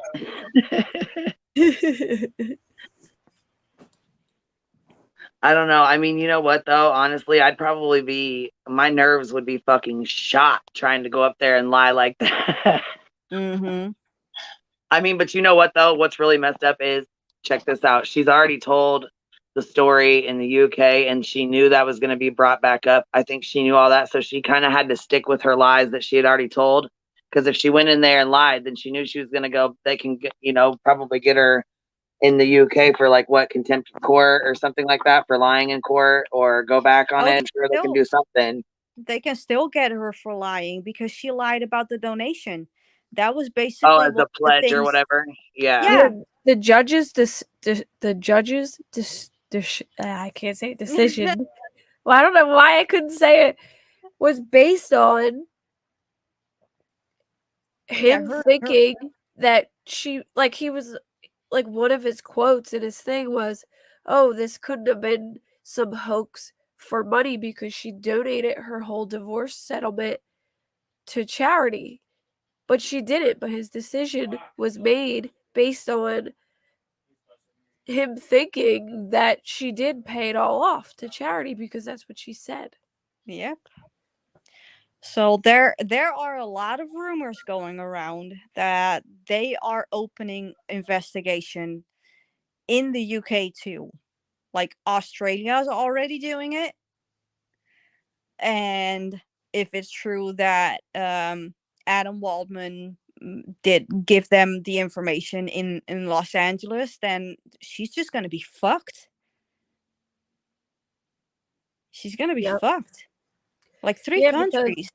He might have made a whole different decision if he would have known that she didn't pay the whole donation, because then it changes everything.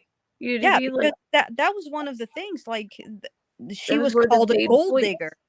Yeah.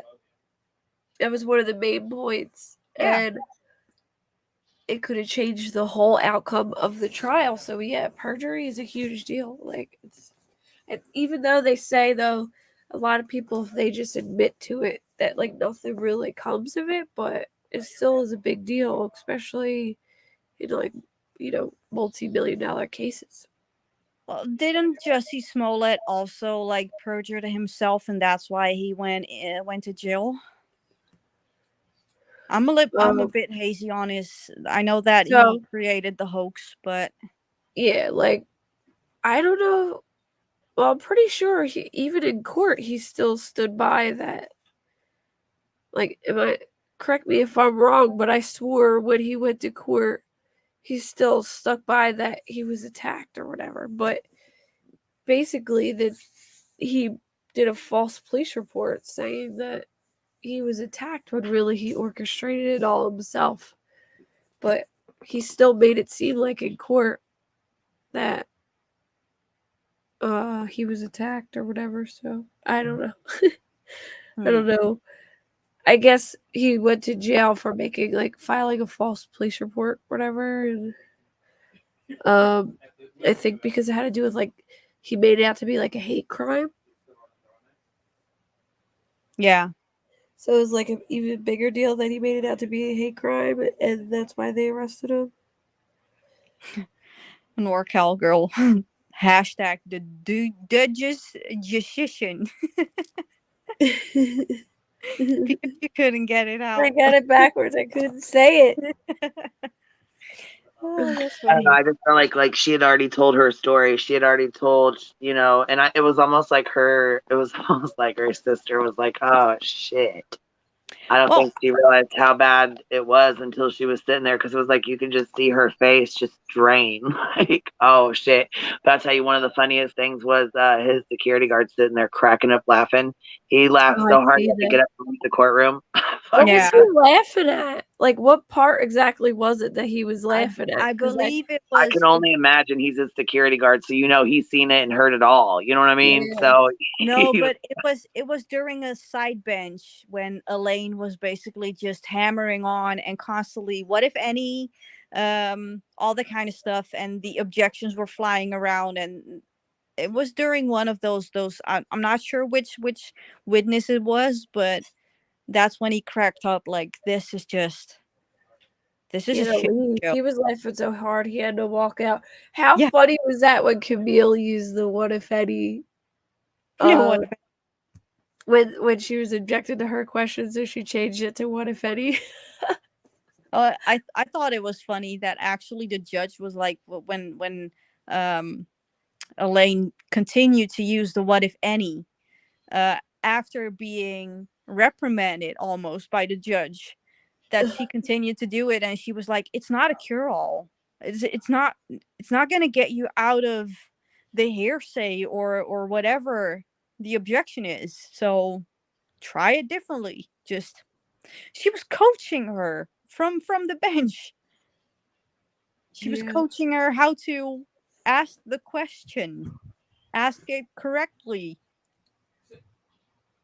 It was weird. It was weird. I'm glad that it's over, but mostly for them.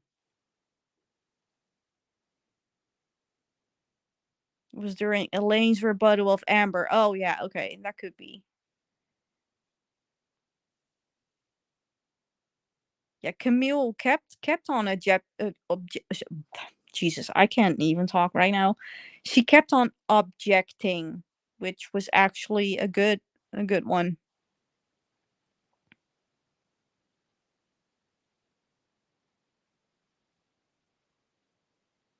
Yeah, there was an error in jury instructions, but I think the judge is gonna. It wasn't actually like a massive error, but it was more confusing because the way it was worded.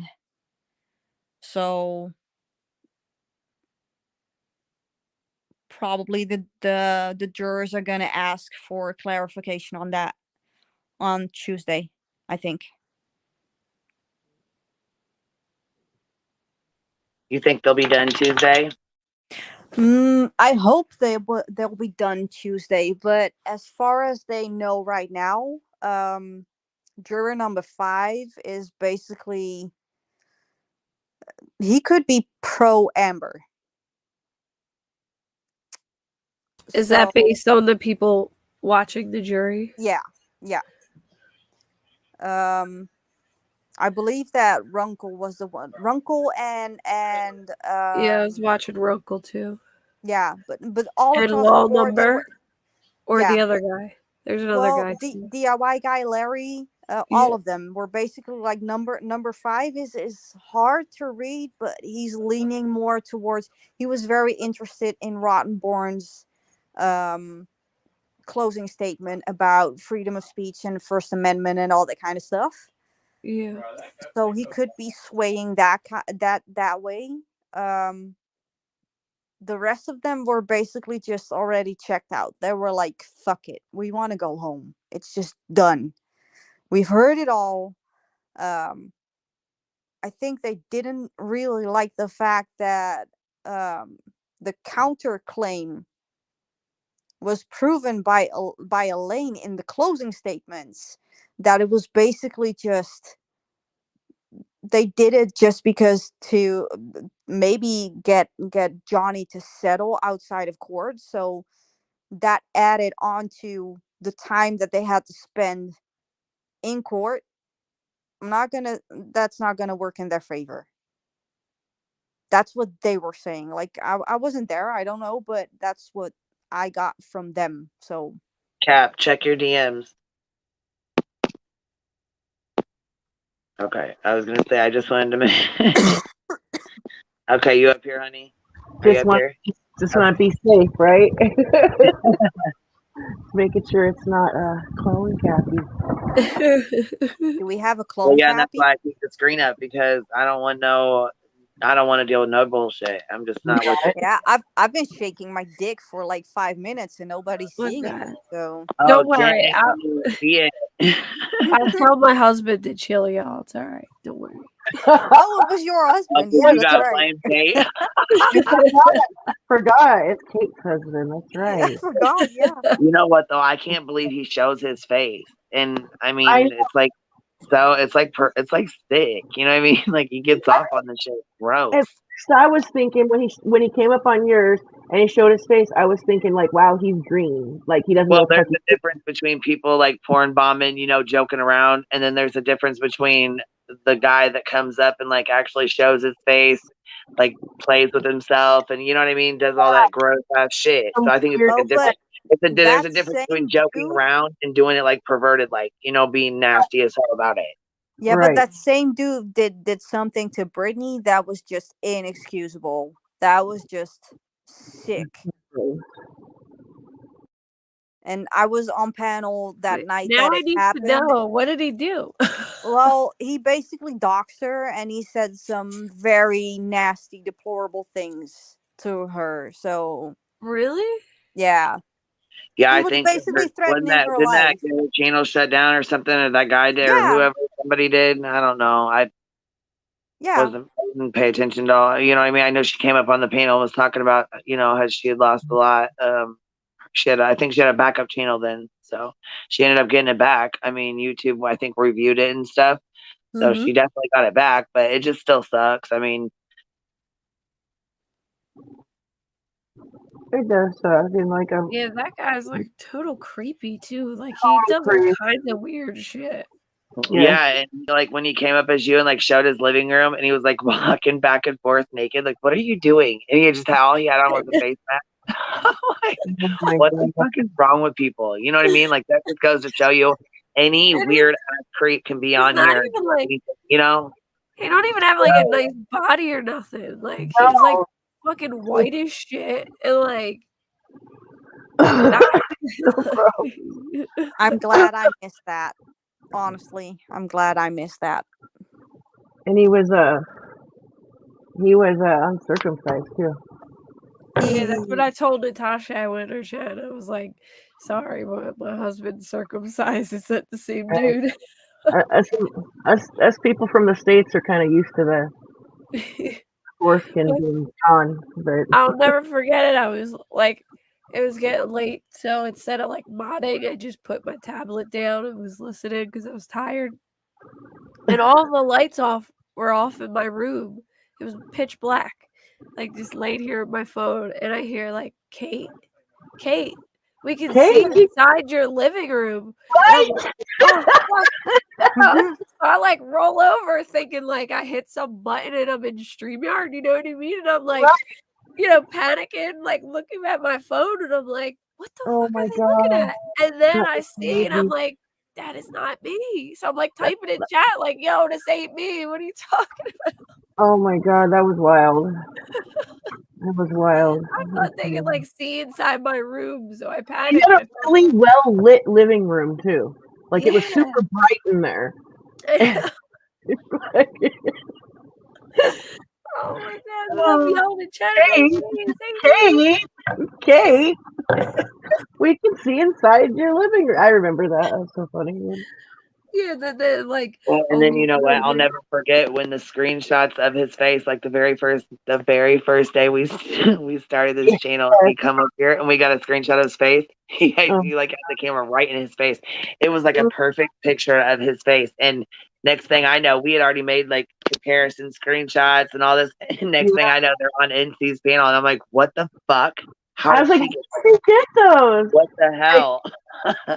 I still don't know how she got them. We shared it in a group with like I think 5 girls, but none of them are real close with. I was gonna say nothing's private, so it could have been shared with somebody to be shared with somebody else, to be shared with somebody else. You know what I mean?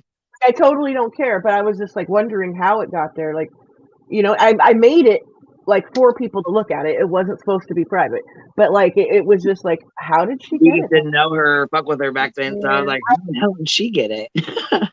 And even the girls we were in the group with weren't close with her or didn't know her, so it was weird, you know. Yeah, it's weird. Yeah, then one day everyone's like, I'm getting like a million messages like, Kate, NC saved your husband's the streaker. I'm like, what? Oh, that bitch. Oh Like, I man. don't even know who the fuck I am. And then finally, when I went in and said it wasn't, like literally the entire chat was like, that's not Kate's husband. And then she was like, oh, well, I'm not sorry because she called me fat. I did not call her fat. Oh Let my me fucking clarify. God. I shared a GIF of Jabba. Oh my God. After somebody said it though, I just shared. Well, she's out here calling your freaking husband a freaking indecent exposure guy. So Well, whatever. in her defense, I did do that before she called my husband. I was trying to say your ass stuff. But I didn't initiate it. Somebody else initiated it, and I just responded with a gift. You know what I mean? Like I didn't say. And let me guess, it was in a DM. Yes, it was in a private DM that nobody else was supposed to see. That's all. Yeah, see, nice and private. Yeah. Yeah, so she tried to say that I called her that, but I didn't technically call her that. I just shared a gift. But Technicality. Oh, y'all are too much. Oh my God. Yeah, that's crazy. He hit up us. Then he hit up. Did he hit up? I think he hit up Christy too. He got everybody. I mean, I don't think there's somebody I don't think there's somebody in the true crime community that he didn't get. Like, yeah, it was pretty fucking crazy. It was ridiculous.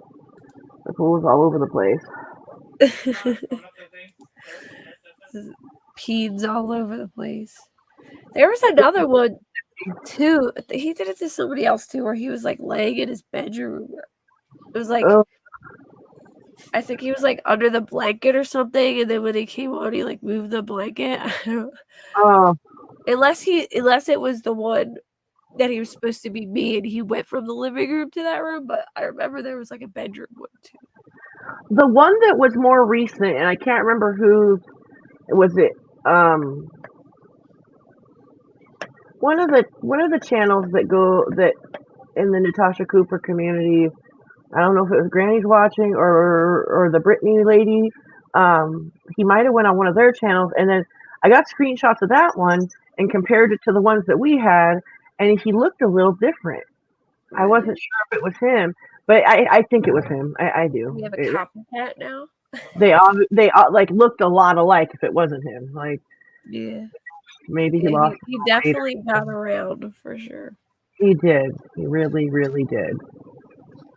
Sick Yeah. little fucker. It is like a weird like fetish to have though. You know what I mean?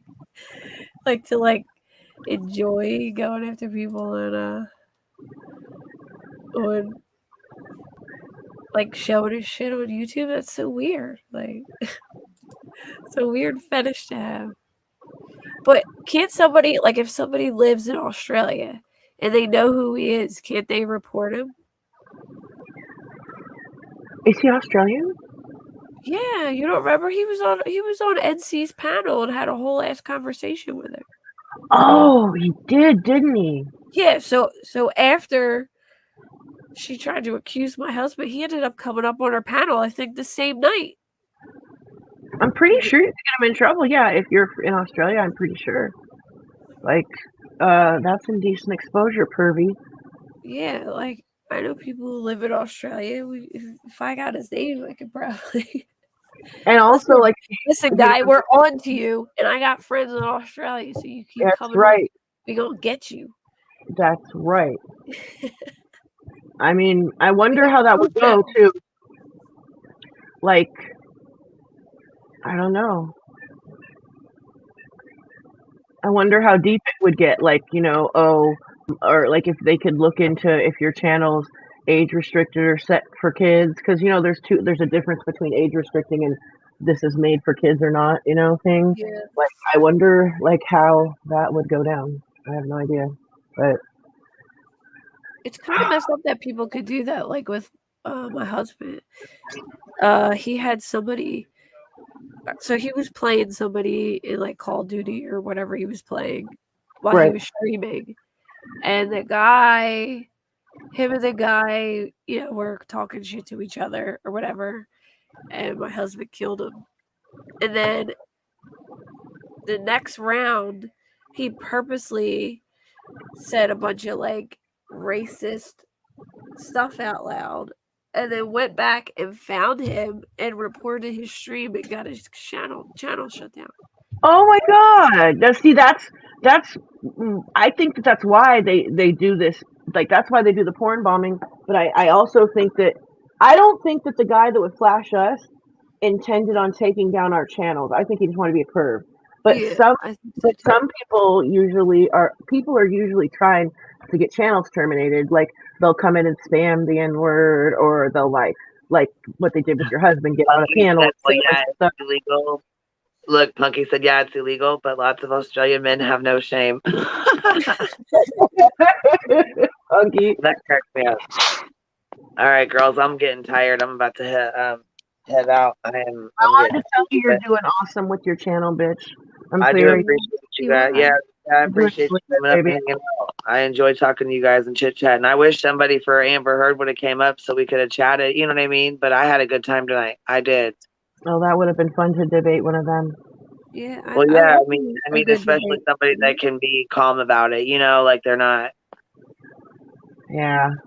But it's hard because it's like 99% of people are for, Johnny, and there's like 1% for Amber. So it's hard finding somebody that will support her and be vocal about it, Yeah. Yeah. So, what you laughing about, B? That's what I'm just gonna shut up. I'm gonna shut up. I'm gonna keep it to myself. All right. I love you. I love you. I'm a dick. I don't know. All right. I said something funny in my head and I can't share it. All right. I love you guys. Oh, yeah. You know what? I was going to say, Kate, thank you. I forgot to tell you, drop your channel link. I hope everybody goes and subscribes. Go subscribe to Kate's channel so she's getting up and going too. So, Yes, girl. Everybody in here, go subscribe to Kate's channel. I'm hoping she gets hers up and going too. She's doing really good. Starting off really good. So, very good. Thank you. All right, ladies. I love y'all. I love ya. Good night, girls. Thank you for coming, everybody. I really appreciate everybody. It was fun. I thought we had a good time, didn't you guys? Yes, I had a great time. I will roll through some pictures and we will jam out and oh, should we I was gonna play your Why You Always Lying song, but we better just leave it at this, I guess. Always lying. It's a good song for her, huh? Yeah, it is a good song for Amber. You know what? Yeah, I was gonna say I might as well just do it. I guess really don't matter, but throw it in real quick. I gotta take down this. I gotta take down this picture here first. Okay, we'll pop it on. Okay, y'all ready? It's a good fit for this. Golly. Okay, I see you. But I just want to know one thing. You ready? Why the fuck you lying? Why you always lying? Oh my god. Stop fucking lying. Always lying to me. You lying so much. You making it hard for me. Every time you tell me something, I figure that you're lying. Okay. Good night, y'all. Oh man, Allie Joe just got here. She's been watching it too. Damn. Oh, you're gonna have to rewind, Ellie. Yeah, see, we were chatting. Damn it. I wish she were here. She's been watching it close too. You know what I mean? She'd have some good input too. I don't know if she's Team Johnny or Team Amber. I don't really know. I guess there really shouldn't be, teams, but I don't know. Anyways, y'all have a good night. I'll talk to you later, baby. All right. Good night, guys. Bye, everybody.